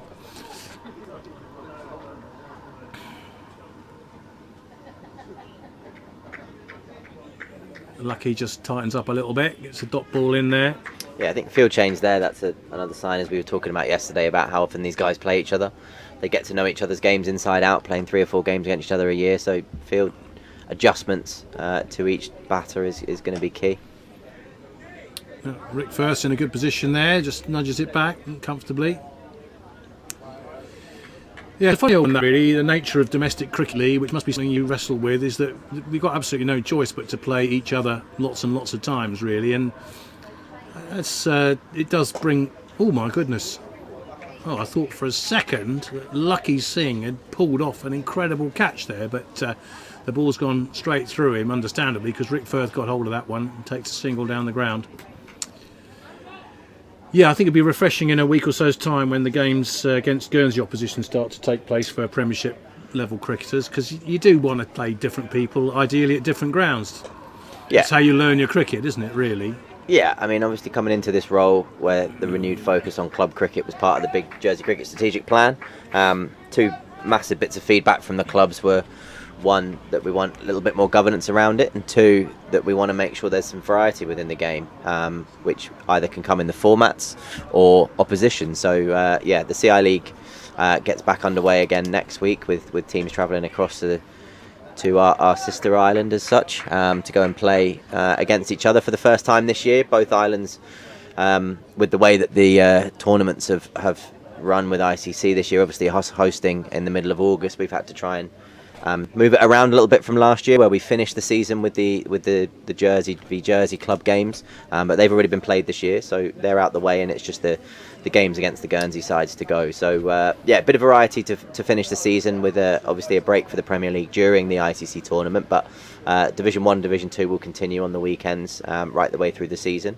But that's the big part of it. We've been trying to speak to clubs as much as possible, make sure that we're gaining as much feedback. Little things have been helping clubs. Division 2 cricketers, which is the league that's mainly made up of junior cricketers, they've specifically asked for the next 2 weekends off that comes in line with the school holidays, which helps them with player availability. So trying to sort of listen to what the guys who are doing it week in, week out have that opinion of, and sort of adapt the way that we run the domestic season to be as accommodating as possible. But we're not always able to do everything, but as much as we can. No, you've done a very good job in my personal view. It's a tough one because we are blessed with great cricket facilities on the island, but you've got a limited number of people to play against each other, so you can only have so many games, and you can't spread it around everybody because you need to have like for like players playing. So the best players have got to come up against similar best players pretty much every week, but that can create issues.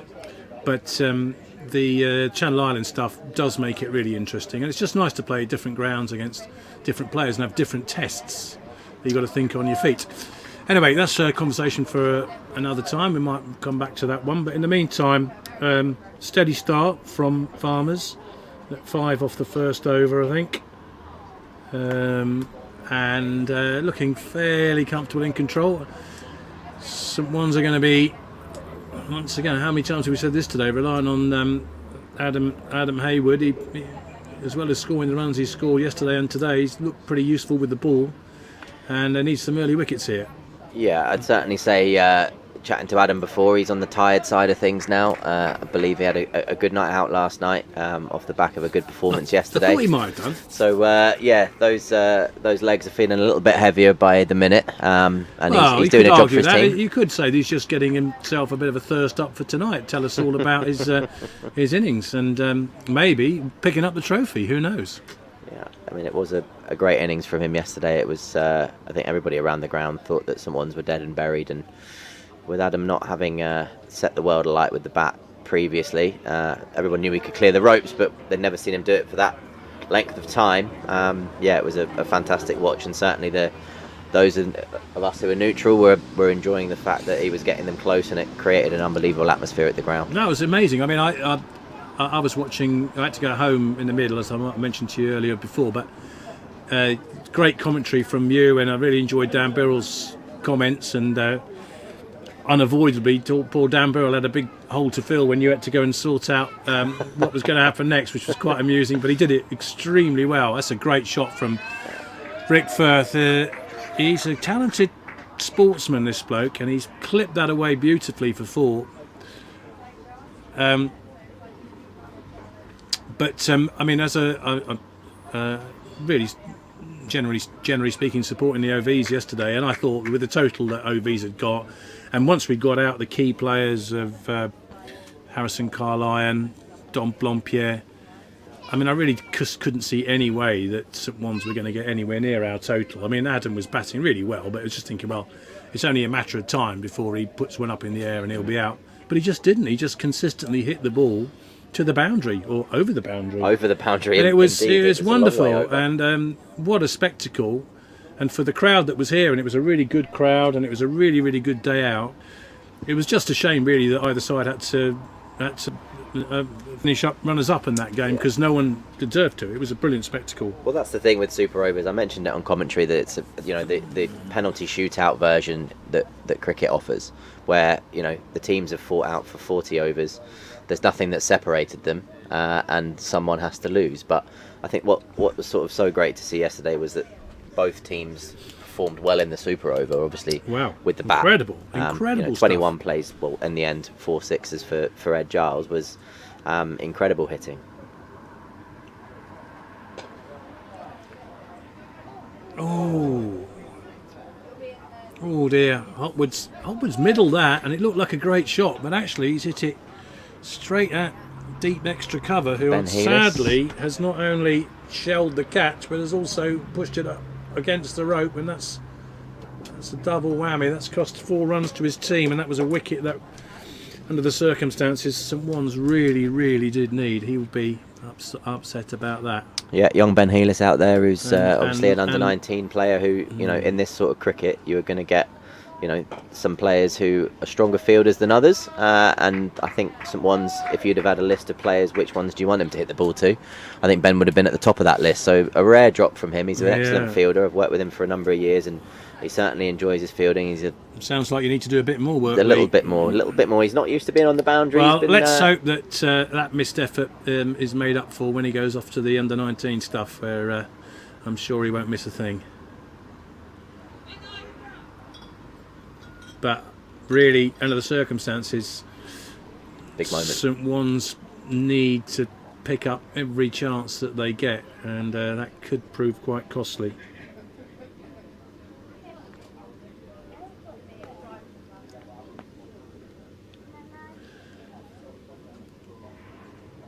Look at Ed Loader. It's like a leaping salmon there, quite a big salmon. That was a good effort. Was it a dive or was it falling with grace? I wasn't sure which one that was. Yeah. It was effective though. He did his job. I was just saying, Ed Loader, he's never short of an excuse for being out, but I think today he might have a story to tell in the bar afterwards about what he will deem to be an extremely unfortunate LBW. That'll be number 1139 in Ed Loader's list of unfortunate dismissals.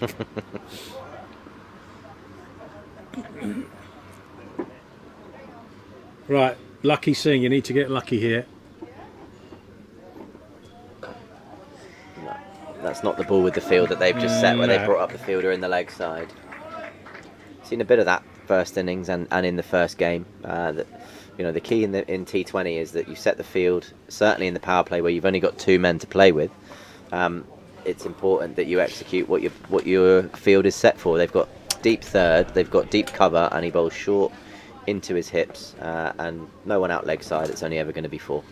Yeah, I think I had this discussion earlier on and made the point that, well, Pato asked me a tricky question actually. It was a typical Pato question, which was, well, you've got to bowl at Adam Hayward, so how do you do it? So I said, well, not with this bowling attack. No. Maybe I didn't quite say that, but the real point being that when you've got a decent batsman and small boundaries to defend like this, you really want to have a bowler that you can rely on controlling where the batsman's going to hit the ball. Yeah. Now, Premier level cricket, you might be able to do that. Jersey international standard, you definitely hope so. Yeah. Premier League, 70% of the time you can. When you come down to Division 1, how many bowlers on show here today? And this is no disrespect to them at all, because some of them are learning their game, some of them have been there, coming out the other end. But how many of these people on show, this isn't really a question, this is a rhetorical question, Lee, don't worry about the answer. How many, can you rely on to put the ball where you want to put it and control where the batsman hit the ball? Answer is not many. few and far between. No, so it's tough. But I mean, that's the beauty of the game, really. You've got to play with the resources that you've got under your control, and then sometimes you have to use your best bowler, even though you don't. You might want to save Adam Hayward to over number 18 or 19, which could be critical. But then if you do that and they've won the game in 16 overs, well, you've wasted your time. So that's why you've got to use your resources when you can. Yeah, we were lucky enough to have Jersey skipper Chuggy Pershard on comms yesterday, who was talking about finding ways to avoid the middle of the batter's bat, which I thought was very prevalent on wickets like today and yesterday, in that the more bowlers you can find that are able to create opportunities or do things that might not necessarily get you wickets, but avoid allowing the batters to consistently hit the ball out the middle of the bat, is going to be key on flat wickets and small boundaries. Yeah. Well, you know, my goodness, Chuggy's had some experience of that in recent years, so his knowledge will far outweigh mine. I might have been around for longer, but he's done it when it really matters in recent high-level cricket, which is a different kettle of fish altogether. Hayward in. Hopwood slightly groped for that. Nice fielding. Nice fielding by Robbie Forrest. Not sure SOS could afford to be giving singles in the ring like that there. I think when you've got a small total like that on the board, you have to find ways to create dots to put pressure on the batters, and if you're in the ring and the ball comes just to your left or right, you're going to have to be on it quicker than that to be able to avoid letting these Farmers batters get off to a start. They're still going at 10 runs or just under 10 runs and over. They haven't really looked like they've come out of second or third gear at the moment. We've had the odd boundary, but certainly nothing drastic, and they're making it look quite easy and comfortable at the moment. Yeah, I need a bit of magic from someone in St Ones here. Can't afford any spilled catches. I need a hat trick or a great piece of work in the field or something like that.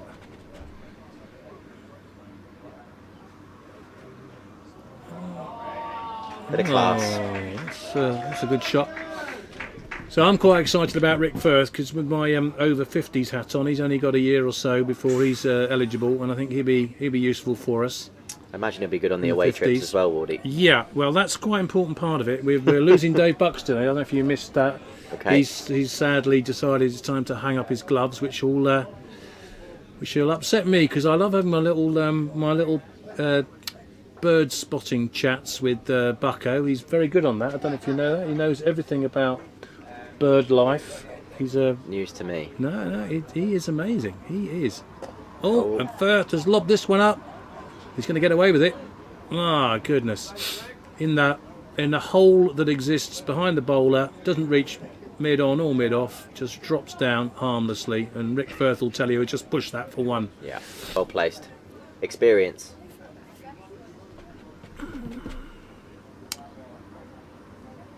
Yes, over the years in the over 50s, we've had a few people who've been extremely good on the tour part of it, maybe not so good on the pitch sometimes, but anyway, that's another story. Comfortable start for Farmers here. Plenty of batting to come when you look at that lineup. There's some good young cricketers in there. Sol Bennett's one of them who'll be away. We talked about Ben Heelis involved in the 19 squad. Sol's another one. James Bradbury, not known for his batting, but we saw him bowling in the first innings, another under 19 squad member. So some youth there. I know Adam Bradbury, his older brother, will come out and try and give it a tonk. Captain Jack DeGrish, he's been away with the Farmers first team in European cricket, so he's not shy of trying to clear the ropes. As we mentioned at the start, although it's not been as fast as the Farmers final yesterday, when Nick Greenwood was hitting almost every ball to the boundary, it's certainly not uncomfortable for Farmers, and this is a big moment will need now. Something. Robbie Forrest, they'll be relying on him to do something. Well, St Ones certainly put some pressure on the batting side, make scoring options a little bit more difficult than they have so far, and he's definitely capable of doing that. A little magic spell from Robbie Forrest.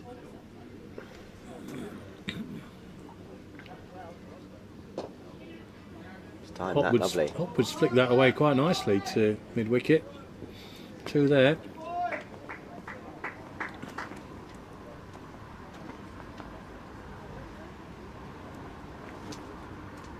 Just 7.7 runs and over needed on what we've seen over the last few days. They'll certainly be happy as long as that's under 10.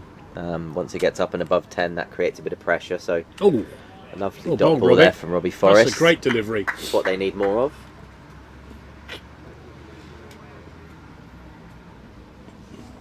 Going back to the discussion on domestic cricket, Lee, the other thing that I think between you've done really well is that there's no doubt in my mind, having been fortunate enough the last 2 seasons to attend the tournament in Malaga, that it's a real carrot, the opportunity for a local club side, or as it happens this year, 2 local club sides to qualify to go and play in that. It's not necessarily about the standard of the cricket, although that is more than adequate. It's more about the fun that's to be had and the organisation of European Cricket Network and the way they do everything. And I think the way that you've managed to keep all the local sides as interested as you can be with that in as a potential offering for the team that gets through is a really clever idea. It makes it something that all the teams are really aspiring to. Yeah, well, certainly we've. Like I said, we haven't been lucky, but it helps when you have fantastic cricket clubs in Jersey that win it one year, and then OVs, having been a finalist the year before, allows us to have 2 at a time go down there at the moment, which is great for us because it means there's more opportunities there. We're not taking that for granted, and we're not sure that will happen every year. We'd love that to happen every year. We want whoever goes down there representing Jersey to go there and win the tournament. That's for sure. The success that we saw from Farmers, it's not, when it first came in, it was about getting there. Now there's that realistic belief that one of our sides, full of talented youngsters or talented cricketers, or full of Jersey international cricketers, to go down and do what Farmers did last year. It raises the exposure, it provides opportunity, and sort of gives another depth to the local club cricket, that we're not just there to go and enjoy ourselves, which is obviously a big part of it. A trip to Spain in the middle of winter, and some really nice parts too. Spain, I've almost gone off my seat there. It's an added element to it that we hope to keep seeing for the next few years to come. And also for any local people who have got any involvement at all or interest in local cricket, I really would recommend a trip down to Malaga at that time of year, because hopefully you get some decent weather. It wasn't so good this year, to be fair, but the previous year was absolutely wonderful weather, and what a beautiful part of the world. And you get to see high quality cricket, I'm going to say, but it's the organisation and excitement as Rick Firth lobs one up backward of point and is comfortably taken, and Farmers do lose their first wicket. Robbie Forrest comes in at backward point, takes a comfortable catch, and that's the end of Rick Firth for pretty much a run of ball 12. Farmers in a good position, 38 before they lose the first wicket. There goes Rick, hasn't quite got over the top of that one, probably trying to hit it a bit too hard, loses his shape. Robbie Forrest, comfortable catch.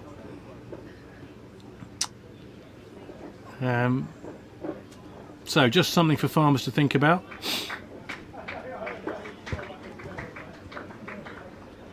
As Rick Firth departs, Sam Malpas now, he's a fine cricketer as well, so I don't think there's anything here that's going to scare him too much.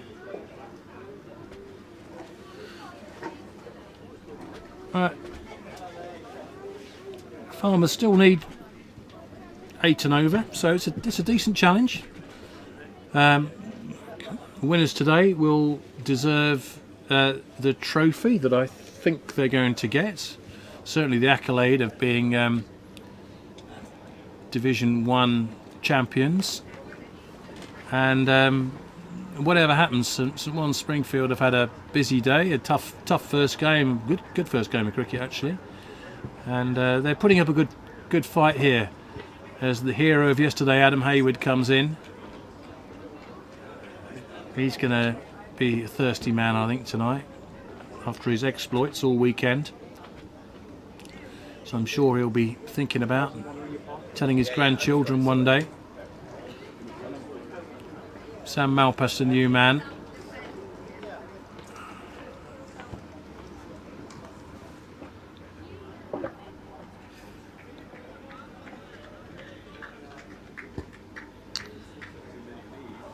Trying to remember what St One's were at the end of the power play. I think we remember talking about trying to get somewhere near 50, so they weren't far off it by my recollection. So actually you could argue that Farmers have still got quite a bit of work to do, but just looking at the firepower that they've got with the bat down the order, I think most people would probably regard Farmers as pretty firm favourites still at this stage. But a couple of wickets, things can change very, very quickly.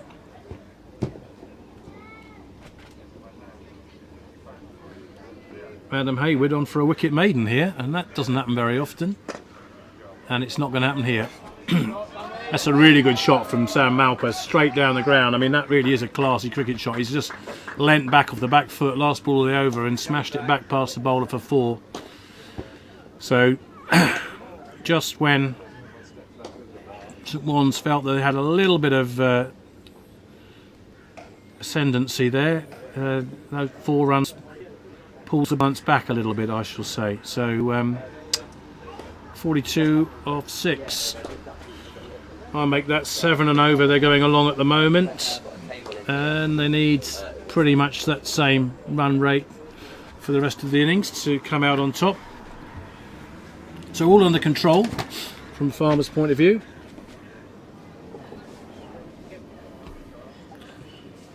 And this is always an interesting indication. We just got the Duckworth-Lewis targets, which I don't think are going to be of any consideration whatsoever, other than it gives you an idea of how well the batting side are doing. Well, each team is doing in the second innings. So at the moment, after 6 overs, Farmers 42 for 1, and they're actually a fraction behind on the Duckworth-Lewis target. But as I say, strong batting down the order. I think quite a bit stronger than the St One's batting, I would say. But Robbie Forrest might have something to say about that. It's been a couple of really good overs actually, from Robbie Forrest's first over, which only went for 3, and then that was almost a wicket maiden from Adam Hayward there. But it's been only 7 runs conceded off the last 2 overs. There's a wide though. Yeah, it's just one of those periods of the game in T20 cricket where you can, as a batting side, potentially feel like you're on top of the game. No wickets, you're not feeling like any pressure, and all of a sudden a couple of tight overs just make you feel like you've got to do something slightly different. Sam Malpass has come out with good intent here and got himself a boundary earlier, and that's a lovely shot. That's a great shot from Hopwood. I didn't know he had that shot in his locker. He's smashed that wide of long off. Nice shot from the left-hander. In the air for a while. Extra cover was interested, but a little bit too square potentially. But he does sort of lean back when he plays that shot, which is when he hit that one out before. We're not going to mention the fact that the catch wasn't taken, but same sort of shot. He sort of leans back as he plays it. I don't know quite what he's done there. He's got himself in a right tangle. Oh, that was quite entertaining. There was absolutely no chance of a run out whatsoever. He's dropped his bat at the batting end. Thought that he might, the way he was running, I thought he was going to actually do a full headlong dive without the bat to try and make his ground, which would have been really funny because the fielder hadn't even picked up the ball at the time. Was it recently someone like Johnny Bairstow pretended to throw the ball and made someone dive? I think I saw that in some sort of game of cricket a year ago where he I know what you're talking about. And, quite entertaining. I think you're not supposed to do that in the spirit of the game, but I think you're allowed to show a sense of humour from time to time. I'll go with that.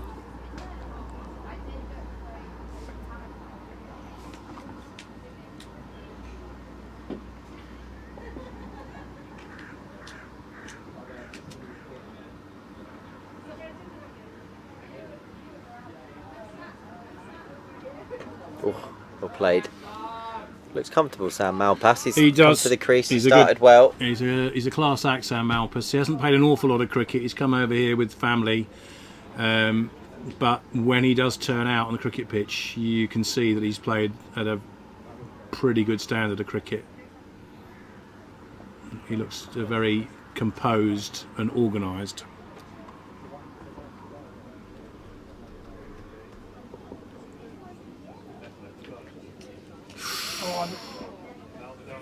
It's a great ball from Robbie Forrest. It's gone right through Chris Hopwood. He's beaten the bat, caught him on the inside thigh.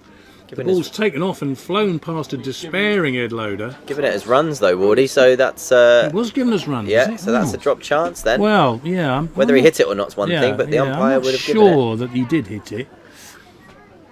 But anyway, the umpire thought so. That is a disappointment for Forrest and Loader, I guess.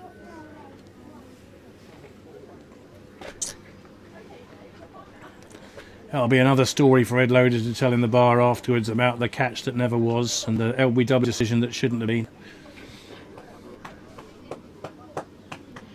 Right now, just creeping up above 8, so it's certainly been SOS's last few overs with a wicket and maybe just 1 or 2 boundaries. But I do think the reason for that, though, Lee, is partly that St Ones have realised that they've got to throw their big guns, and they've bowled 2 of their stronger bowlers, Hayward and Robbie Forrest, there, desperately trying to get a wicket. And they've got one, but looking at the remaining batting lineup for Farmers, they really need to pick up another couple of wickets here. Having said that, there's still work to do. Still a game on here. Agreed. There's young Rolly King. Scoreboard pressure, Rolly King. Hugo Gomersall's out there as well. They've got some good young cricketers, young seamers and spinners, so this is far from done. Sam Malpass certainly looks like a big wicket that SOS will want to grab here, and the earlier they get rid of him, the easier this might be for them. So game slightly in the balance, and this over will be big. Rolly King against the left-hander.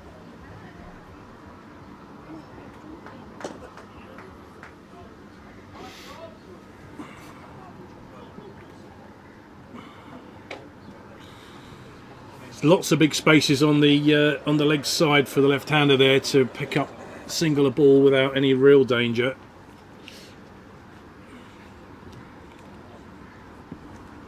Similar field for the right-hander. One man comes across, got the one guy inside the circle at short fine leg.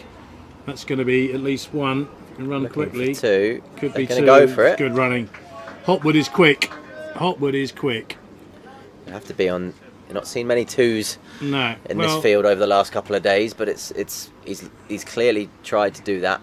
The plan is to get that ball to trickle to the edge of the ring. That 30-yard circle is usually a good indicator that the bowler can't get there, the fielder on the boundary can't get there. If it trickles to the edge, it's usually 2. Yeah, it's quite a skill, that, to be fair. We've seen that at international level where the players really know what they're doing. This is a difficult skill to execute, but he did it very well there. Yeah, I remember not too long ago a national training session led by Neil McRae at the time, where the whole focus was batters running 2s, and it's a skill. It's a part of the game that when you get to the ground, it might be an effective ploy if you've got bigger boundaries and big gaps in the corner to run teams into the ground and get your 2s. 2 a ball is a good score in T20. If you can get every single run, your son, a big part of his game is to get himself going early in T20s, get his 1s and 2s, and gets himself into the game. It's a big part of the game that can often be underutilised, and certainly can have an impact on a good it's T20 interesting. innings. I was having this discussion with Dan Birrell, or maybe it might have been Harrison earlier on today, because watching the cricket in The Hague the other week, where it was T20 cricket like this, but the boundaries were vast and the cricket surface was a little bit tricky. There was a bit of rain around at the beginning of the tournament, which made outfield a bit slow, and I was quite worried from Jersey's perspective that we weren't going to have the opportunity to hit 4s and 6s, and that running 1s and 2s was sort of going to equalise things between us and Guernsey in particular in that particular day. But we did run our 2s very, very well, and we did actually manage to hit a couple of 6s. Talking of boundaries, Hopwood has swung back there and taken another 4 off the end of that over. So just when Rolly King's bowled a pretty tight over, that 4 at the end of the over, again slightly releases the pressure. So Farmers stay on top, I would say, but they've still got to go along at 8 and over. Shouldn't really be a challenge. It's lovely batting that from Chris Hopwood. Really smart cricket. He's clearly, his strength is accessing that offside. We've seen it early against the seamers there, and if there was a replay, it would show him getting right across his stumps. He got out to about 4th, 5th stump there to try and access that behind square. 45 was up, not the most mobile 45 you've ever seen in Charlie Lecalanek, so just has to be a couple of yards either side of him, and he picked up his 4. Yeah, it's quite intelligent cricket from Farmers there.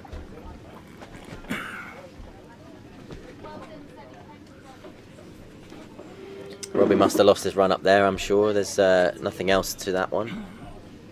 Yeah, I was a bit concerned going back to that Jersey-Guernsey game in The Hague, where the conditions were really against Jersey. We delayed start, wet conditions, massive boundaries. So much so that even the powerful hitters in the Jersey team were going to struggle to hit sixes. In the end, we actually hit 5 sixes in that game. And I looked at the Guernsey batting lineup, and I didn't really see there was really anybody in the Guernsey batting lineup who could hit sixes. In the end, they hit 1 6, and then with literally 2 balls to go, when the game was all over, they hit another one. But the difference between the two teams was effectively the number of sixes hit, because it was difficult to hit 4s on there. Yeah. But often a running good 2s metric. is a skill. I'm quite impressed to hear about Neil McRae doing an actual masterclass in running 2s. I mean, it's hard work. I'm quite glad I missed that fielding exercise, batting exercise personally. Yeah, I'm not sure the fielders on the rope who are running in every ball, putting their heart in and throwing it in. That's a good steer from Hopwood. He's just opened himself up there and angled the bat and used the pace of the ball from Robbie Forrest and pushed that one past point, despairing dive, and that's another boundary. And boundaries, when you're chasing a relatively small target, make a big difference. Agreed, and what we're seeing here is a batter who's clearly favouring sort of behind square or square of the wicket. We've not seen a huge amount of runs from him come straight down the ground. He certainly looks to use the pace of the ball a little bit more than anything. He's behind backward point, behind square leg, so he's finding a way to do it slightly differently to what we saw yesterday with the likes of the big hitters hitting straight down the ground, hitting big sixes into the bowls centre. But it's effective nonetheless, and he's picking up boundaries at will. He runs well as well. I mean, that's another great example. Look at that. St Ones weren't running 2s to those, Lee. No, and that's really good cricket. Get your boundary. The general sort of feedback is get your boundary and then get off strike, but that was really smart batting there. The whole leg side's open. There's 3 fielders out there in a big space. The only thing that you don't necessarily understand as a cricket viewer is how difficult it is to run 2. Sometimes, well, if you run 2 and then you're back on strike again, you run 2 and you're actually sprinting with full cricket kit on, 40 yards effectively, and then looks a decent shout, but not out. And then you've got to sort of calm yourself down and be prepared to face the next ball. And if you do that twice in a row, you've actually run the best part of a 100 yards race in the Olympics in the full cricket kit. Your heart rate's going, and you've still got to concentrate and face the next ball, which sometimes is bringing it to you at the highest level of cricket at sort of 85 miles an hour. Yeah. And you've got to. It's quite a skill, which I think it's difficult to understand necessarily when you're watching it on TV, and every ball just looks the same. But agreed. It's one of those that been around sort of that level of cricket for a while now in a coaching capacity, and you've seen different ways of teams work on their fitness. I think when it first started, it was the classical bleat test, and it was sort of, simple fitness metrics that were pretty easy to monitor and sort of maybe just mirrored other sports, whereas over the years it's sort of understood a bit more and maybe a bit more focus as in, right, what are the sort of outside of my box but sort of systems that the players actually need. There's a lot of break, but there's also a lot of immediate sprinting. There's not a lot of jogging in cricket. There's a lot of standing, and then all of a sudden you need to be explosive, and a 2 is probably a very simple way of looking at it, but certainly the men's side, the national side, they work hard at their fitness. Hutch has come in and put a big remit on it and said that they have to work for themselves and keep a lot of their own focus on their fitness. And it's not just being strong and clearing the ropes, it's being athletic and nimble in the field, but also being fit enough to run consistently for twos for 20 overs. Yeah, it's a strange fitness cricket, isn't it? You know, it always used to make me laugh. You turn up at the ground an hour and a half beforehand and you do all these warm-up drills and you get a real sweat on and everyone go, oh yeah, we're nicely warmed up, and then you win the toss and you're batting at number 7 and you basically sit there and have a cup of tea and a couple of cakes for the next 2 hours, and then suddenly you think, oh well, I've done my warm-up so I'll be fine. Yeah, but you did your warm-up about 4 hours ago. Yeah, it's a funny old game like that. And obviously there's an element of professionalism that comes into it the higher you go, but there's certainly here today there's you know, a sort of some blokes will want to go out there and sort of switch themselves on, not just necessarily loosen the muscles, but get themselves sort of focused on the game. And then there's some who quite happily sit back, not going to carry, sit back, sort of sip a drink, have a snack, and then wait to know what they're doing first, and then work out what they're going to do after that. So yeah, each their own, I think, at certain levels of cricket, but obviously, as we say, the higher you go with the backroom staff levels that we see these days with the number of people, massagers and physios and S&C coaches and all of that, there's no room for sort of getting away with no warm-ups these days. Well, Rolly King's bowled another good over there. It's all very controlled, literally conceding pretty much a run a ball. But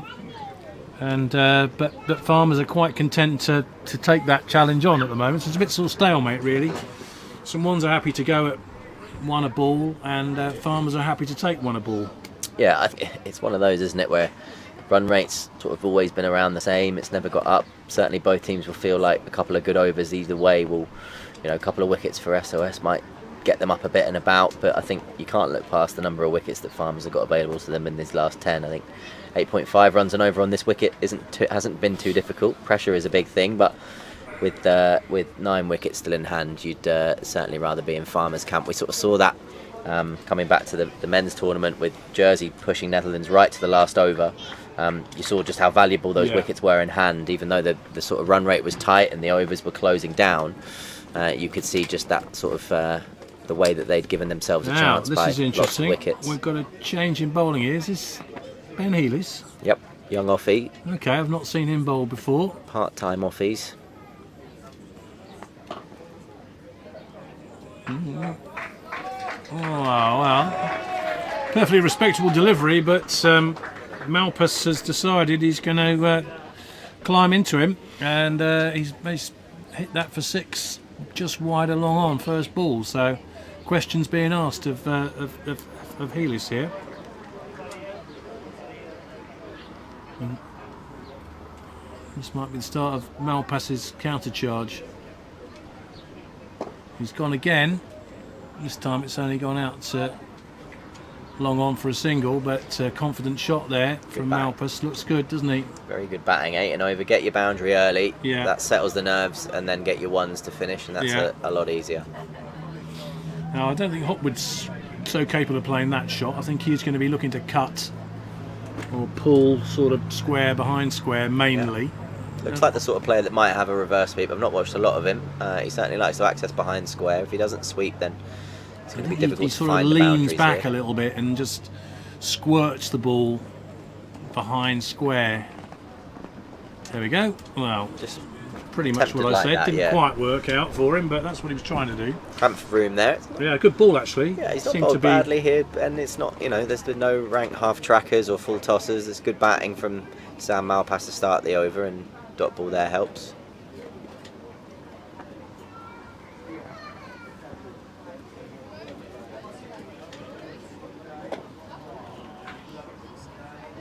Well, this time Hopwood has managed to get hold of one, pretty much square on the leg sides. Question mark whether it was 6 or 4, but it's been given 6. Third 6. Kettle, I think, has indicated that did clear the ropes. Reluctantly. So fair play to him for doing so. So that's 2 6s off this over. It's a bit harsh on young Healis actually, because I think he's bowled quite well. Yeah. But it's basically just clever, sensible batting from farmers.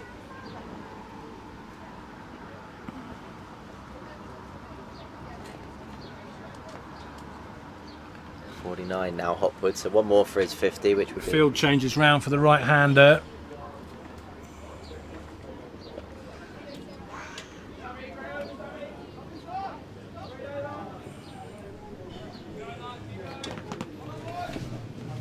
Yeah, Smelpass looks particularly in control here, doesn't he? So he got 21 off 15. But Hopwood's going along nicely as well. Just one off his 50, as you said, Lee. Yeah, I think that's the over that farmers would have liked, just to calm a potential bit of nerves. There's definitely wickets in the hutch and they've got plenty of time in their hands, but it was just starting to feel a little bit even. There wasn't the boundaries coming as free-flowing as they maybe would have liked, and then that over, certainly a couple of release shots, one from Malpass, one from Hopwood, both clearing the ropes there against Healis first over. So they've maybe saw him as a new bowler come on and sort of made the decision between them, right, let's look to take on this fifth bowler and see if we can start to eke that pressure more onto SOS and make this a little bit more comfortable for ourselves.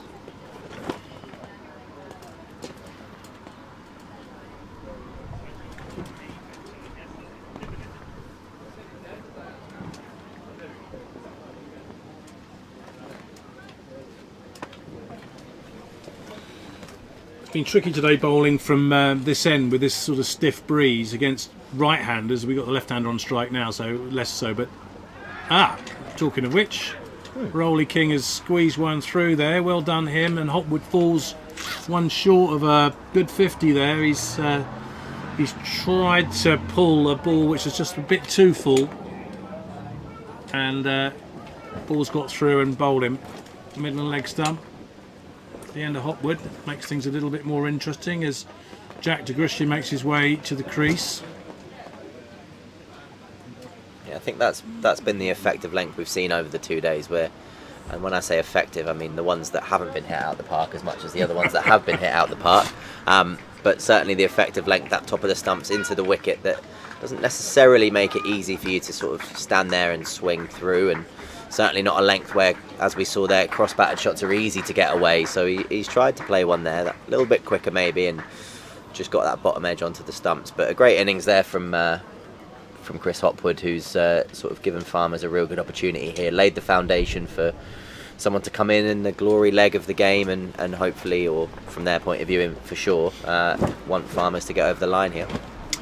Well, a couple of wickets here, and you've got the Bradbury boys who are due in next. I haven't seen much of them batting. You'll know more about them than me, Lee. Could still be some questions asked here. Yeah, I'm not sure James will be carded that high. I think certainly Adam will have his pads on at the moment. He's more of a batter than his brother James. I think who else is in that order that's going to be up there, but it's John Wills has batted well in the games that I've seen him play for the over 50s this year. He's quite organised, so I don't think he'll be too low down the order. We've got Sol Bennett as well. Got Dave Buxton, who's a wily old bird. Surely they'll give him a knock in his final game, would they?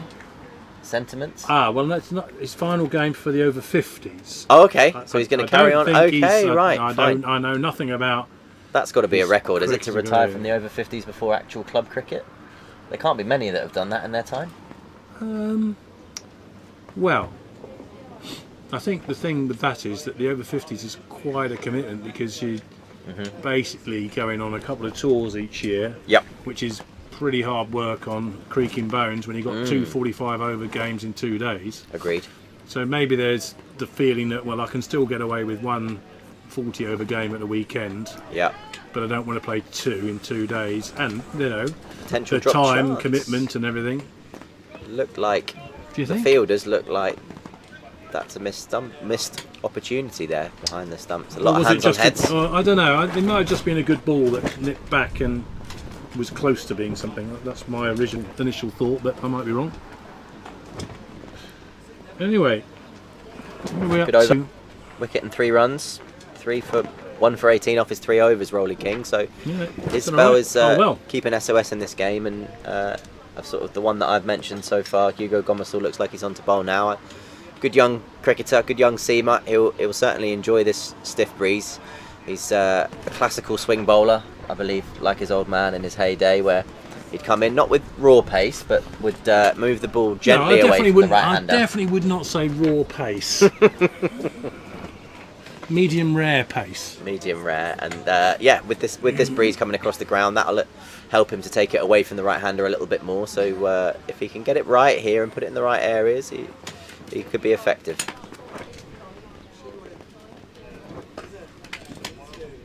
It's an unmistakable Gomersall bowling action, that. Oh, good backing up. I think they need to get rid of Malpass here. He's looked very, very organised. 24 off 18. Hasn't taken any risks that weren't necessary risks. I think they need to target Jack de Gruchy here if I was St Ones. Try and keep him on strike. Put the pressure on him if you can. Again, we talked about this a bit yesterday, Wardy. I'm interested to get your thoughts about sort of how deep those ring fielders are. You've got a new batter on strike. You've got, he's 1 off 4. Far too deep. I think they've got to look at themselves and discuss it as a group. Right, we've got to squeeze this new batter here. Certainly the 4 men that I'm looking at are on the edge of the ring, and we don't want to give a new batter a chance. The other thing is that, if you've got a batsman who's just come in who isn't threatening to smash the ball everywhere, if you do squeeze in close, you narrow the angles down so much more as well. The further out you are, the bigger the perception as a batsman is. There's lots of spaces there to hit a 1. And what you want to do is think of it, when you are a batsman, it doesn't matter how much you've played. That's great running from Malpass there, but there's loads. There's a hole in the hands. Oh, dear. He's looking at his hands. I think that might have been a run-out chance at the wicket-keeper's end there, Lee. Yeah, agreed. Robbie Forrest sprinting in. He's got a good arm. Yeah. It's maybe not the easiest of throws. Maybe I'm being harsh on Robbie there. It was skidding low, but low isn't necessarily what Loads is known for. Rocks back this time. Has he found the gap? No, it's Robbie Forrest again. And this time, the throw comes in. There is only 1 run.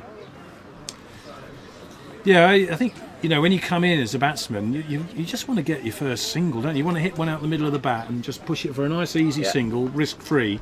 And if the field's all sort of hemming down on you and making you feel claustrophobic, and that's a great shot.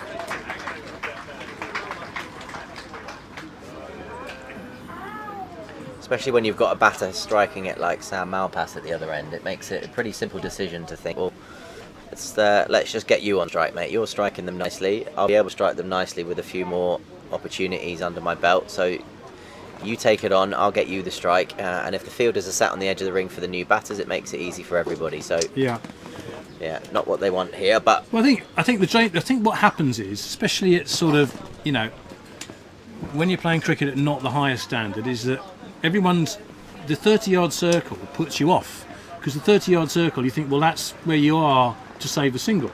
Okay. But it's got nothing to do with that, has it? It's a different thing altogether. Yeah. So where you need to be to save the single actually is different for different batsmen at different stages of the game. But certainly if a weaker batsman comes in or there's more pressure on, Jack de Gruchy's just come in, you've got to squeeze in 5 yards, 10 yards, give them that impression of make it claustrophobic for him, make him feel uncomfortable, make him wonder, where am I going to get my run from? Whereas I think what happens, unfortunately, at this level is that the captain says, make sure you're on the 1, but everyone thinks that on the 1 is on the 30-yard zone. The 1, they're 2 separate things, really. Agreed. We've just seen it there. He's got an easy 1, he's dropped and run in the offside. Point is sitting on the edge of the ring, and now the in batter who's been striking it cleanly is on strike, who could do the damage. He hasn't this time. Just the 1 out to Robbie Forrest there, but it's something got to give as well, isn't it? Wickets come from pressure, we know that. Yeah. And pressure comes from dot balls, so it's not just about keeping 1 batter on strike, it's about trying to bring the game back in your favour when the opposition have got 8 wickets in hand and are looking pretty comfortable. Having said all that, we're kind of making out that this is a foregone conclusion, but there is still best part of 60 runs to score here off 6 and a bit overs.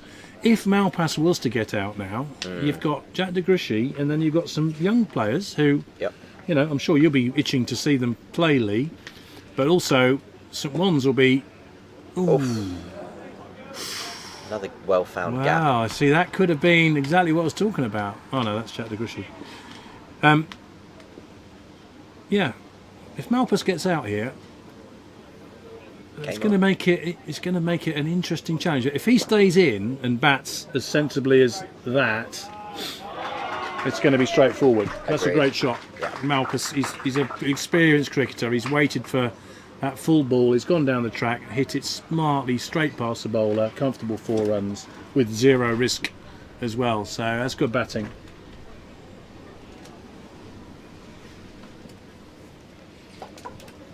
Our farmer's going to make it a clean sweep of the trophy cabinet this weekend.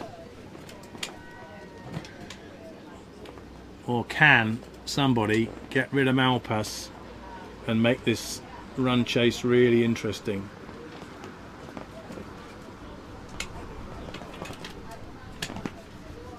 It's bowled all right, Rolly King, to me. Yeah, it's a good spell there in this phase This of is the 4 game. overs, yeah. 4 overs, 1 for 26. 1 for 26, so it's gone at a run a ball basically, which is perfectly respectable.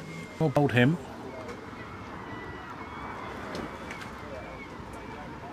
51 needed off 6.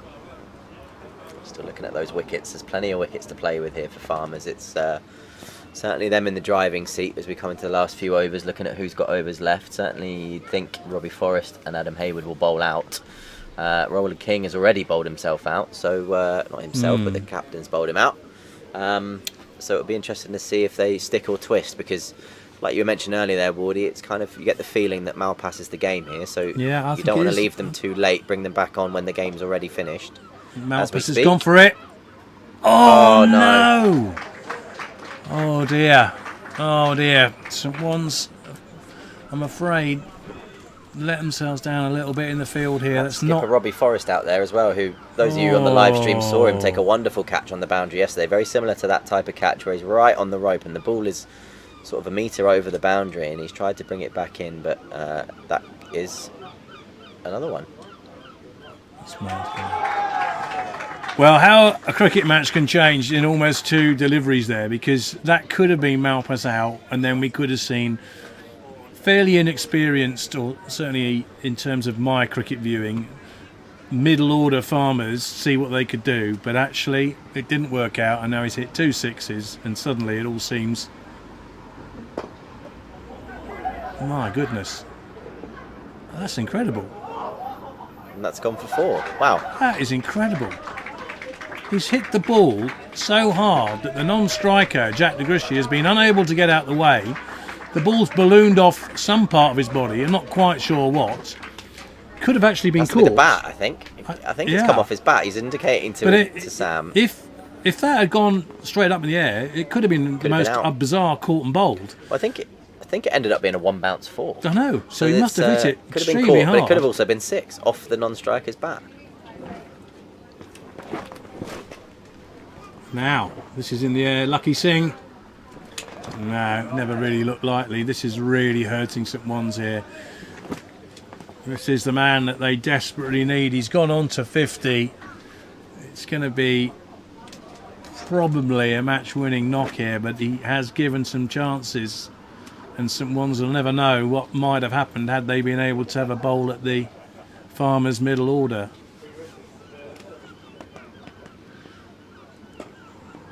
But I feel sorry for Hugo Gomersall here, because he's bowled all right, and he could have been an absolute hero.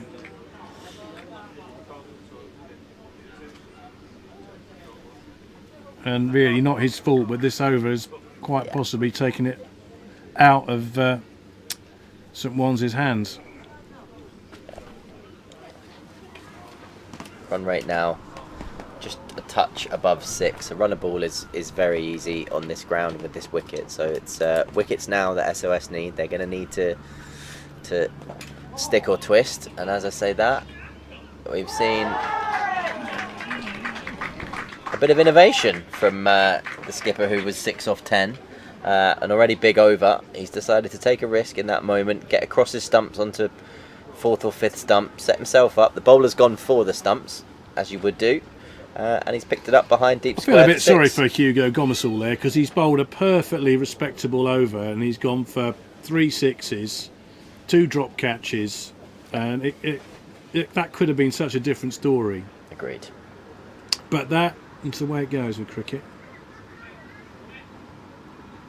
Shame in a way, because I would like to have seen the Farmers' middle order under a bit of pressure and see. I think they would still have been very, very strong favourites, but it'd be nice to see those young lads and how they coped with a pressure situation. But unfortunately, it's not looking like it's going to be the case now. You never know. A hat trick.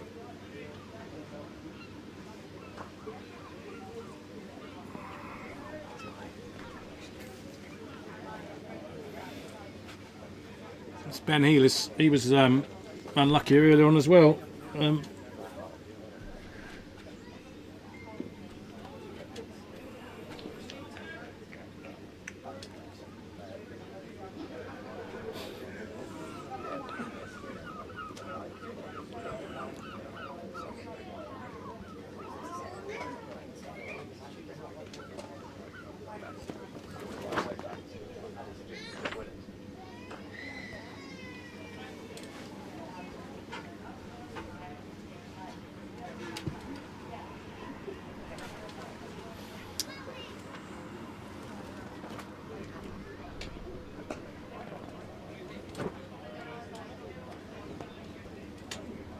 After that explosive last over, really all Farmers have to do now is nudge some fairly easy singles to win this trophy.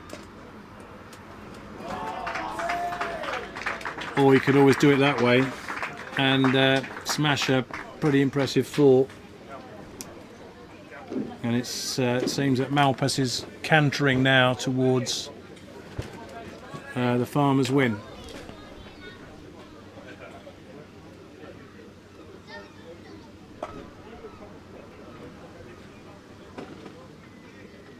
Yeah, it feels like a well-paced innings from Farmers, really, keeping wickets in hand, accelerating the middle orders in the middle overs so that it doesn't become too tight at the end. I guess really you'd say, did someone have enough runs on the board in the first place? Yeah, it's all about ifs and maybes, isn't it? I think we're a little bit short in the first innings total, probably. However, a couple of missed opportunities, particularly Malpas, who's looked a class act when he's been striking the ball, but he has given a couple of chances. Had those chances been accepted, or one of them being accepted, we'd have had the opportunity to see how Farmers' middle order might have coped. But now, with just literally 17 like runs cruising, needed, it does feel like they've got it under cruise control, and it's been Malpas really who's made some great shots in this innings. I think it's time for last throw of the dice. Well, it is really, but I don't think they've got much. Well, left are they going to get throw. lucky, Ward? Well, Lucky's going to have a go.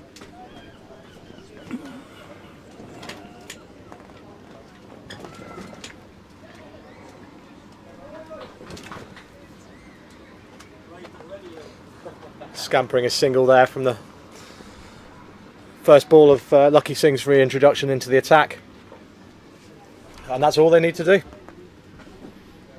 Singles from here gets them home. Yeah, it's been a fairly comfortable run chase at the moment. Jack DeGrushy played a remarkable shot at the end of the last over. This time he's content to just push the single out to deep mid wicket.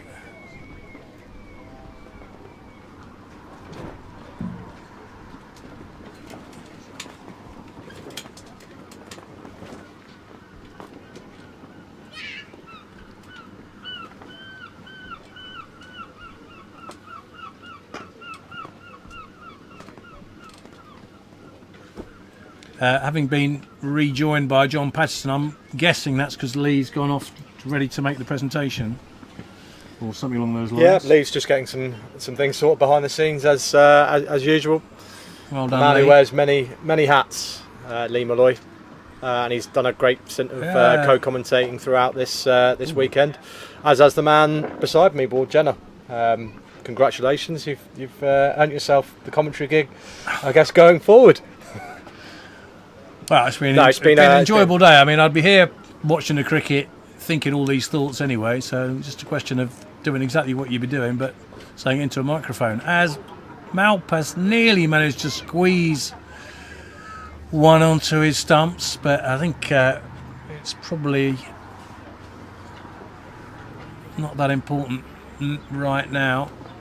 I think walking around the grounds there earlier, I think the supporters, that those who couldn't be down here for the whole time, have very much appreciated the commentary that you've provided, Ward, and obviously those who sat alongside you in co-commentary as well. So Mr. Birrell, Mr. Malloy, and then yesterday you had there was a couple of guests there yesterday as well. So Chuggy Pershard, the Jersey captain, and Harrison Carlisle, the Jersey opening bat, have also contributed. Well, that's very kind words. I mean, I listened to the commentary yesterday afternoon. I was thoroughly impressed and enjoyed everybody's involvement. Great to hear Chuggy Pershard talking about the game. I mean, obviously, someone who's at the top of their game and has been involved in really, really important international matches. They've got slightly different insight into the way the game's played. I mean, there's a lot of the basics which never change, but there's our little things that do change, and he's right on it. I mean, he's a brilliant captain for Jersey. He really is.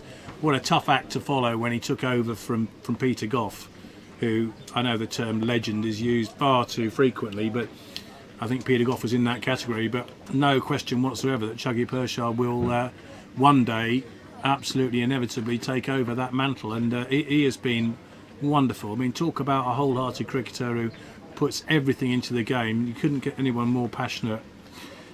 And the great thing about Chuggy is he's such a selfless cricketer. He's not bothered about who does it as long as it gets done. And he really is. He's been an inspiration, I think, to many players. So well done, Chuggy. But great to hear him on the commentary yesterday, as Malpas looks to finish this game off in style. Yeah, well said, Ward. Chuggy's been obviously a great servant to Jersey cricket in the international side over a number of years now, and I think also credit to him, as you mentioned, he stays very humble and continues to represent farmers in domestic cricket as and when he can, and that's of great value to both, I'm sure, his farmers' teammates and the rest of Ireland cricket as well, as we look to continue to improve the standards that we've got across the island, and as Ward mentioned earlier, in the interinsular fixtures, which will start next week with the CI League.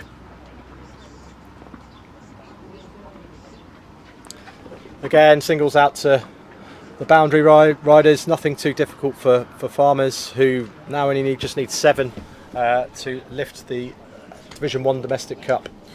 Yeah, it's been a very sort of professional batting approach, this, that farmers have undertaken. And having said that, as I say that, Jack de Grishy manages to get a bit of an outside edge to backward points. Can't see that making a huge amounts of difference, but we will get a chance to see whoever comes in for farmers now. So a tiny bit of work to do. Someone can get a little knot out. It's one of the Bradbury boys. You'll have to tell me which one. Yeah, wicket feels like a bit of a consolation for some ones. Not a lot of cheering. I think they know that the game is up, but they've been part of a well fought game. Well, it's been one hell of a weekend, really. We talked about Chuggy Pershard there. Lee Malloy has had the opportunity to explain some of the things that he and the board have done in terms of getting cricket at domestic level played at the best possible level we can, and how we've amalgamated the CI stuff, and also the great carrot of European cricket representation, which was what yesterday was really sort of all about. So yeah, it's been a good opportunity to showcase Jersey cricket, and yesterday, with all the people watching and a great atmosphere and some incredibly exhilarating cricket, it really was absolutely wonderful. And today's been a good day as well. Great chance for the slightly lesser lights to show their skills in front of live streaming audience. And a fairly large crowd here at Glenville as well. Good number of people it's really made it a bit of an occasion, and I think the first 11 captains will be looking at these performances that people put out here today, and maybe they'll be involved in future CI League squads. Certainly the knock that Sam Malpas has had today. Yeah, 66 off. Whether Reece will be having a look at Sam for the next few weeks. So it's an important showcase for the Division 1 players, especially those that want to push on for first team honours in future. So it's Adam Bradbury who's come in, about to face his first ball. He could do it in one lusty blow if he really wanted to show off. I don't think he will.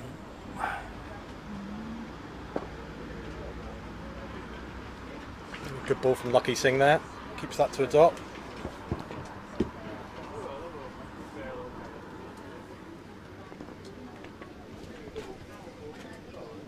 Everyone here just feels like we're waiting for the inevitable, and that's for Lucky Singh to take a double hat trick. Is that what you're going to say?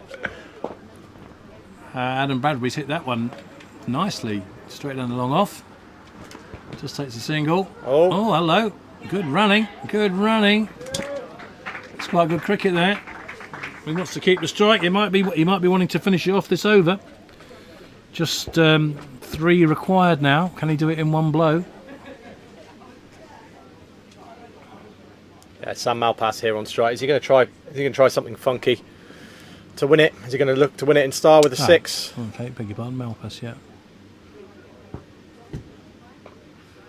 I think that might be it. That might be it. No. Just taking the single. Good fielding on the boundary there. Great arm. That's a great arm. And just 2 to win now, but only 1 ball left of Lucky Singh's penultimate over. Are they going to take it down to the last? It's been a pretty professional batting performance here from Farmers. They've never really looked in any danger at all. Bradbury, that rather sums up St One's day. Could have been a little moment of glory for Lucky Singh there with a beautiful caught and bowl, but wasn't to be. Scores level. Yeah, that's the second time today. He said the ball blasted straight back at him. Yeah, It's one of those where they hit so hard that you hope they stick, but more often than not they hurt the other digits on your hand. So not only have you put one down, but you've also got some bruises to show for it as well. And hopefully Lucky's not too hurt with that one. But they have made it to the last over. Yeah. So just 6 balls to go. Yeah. They always say anything can happen in cricket, but it would really take something from here for Farmers to take it to a we need super over. We probably need a double hat trick. That's all we need is a double hat trick to take it to a super over, John. And who's the man who's going to take it? Looks like it's going to be Ben Helios to take the double hat trick. Wow. Perfect. Well, the stage is set for him. I think he'd be player of the match if it does happen. I did see a game on a report on X the other week of a cricket match in the UK where we'll come back to that. This could be it. Oh, good fielding, but it's not good enough. Not good enough. And quite fittingly, Malpass hits the winning shot. And well played, Farmers. Really professional batting performance, winning fairly comfortably, but well played St One's for scoring enough runs to take it down into the final over. They bowled steadily. I thought they bowled well. There was some steady bowling, and a little bit unfortunate. A couple of missed chances which could have made it a bit more interesting, but that's the way it goes. No, and thanks again to Ward for his commentary stint today. It's been a pleasure sharing the box alongside him, and echo my thoughts as well. Well done to Farmers for winning by 7 wickets. A very professional job, and well done to St One's for sticking in the game when it felt like it was an under par score. So well done to both teams, and congratulations to Farmers on winning. Yeah, it's been a good day. Thanks to all the television production team. Umpires did a good job. Nothing too controversial today. And I think all the players will have enjoyed a pretty fair contest. Fair result at the end of it. No complaints. So thank you very much, and we'll see you next time.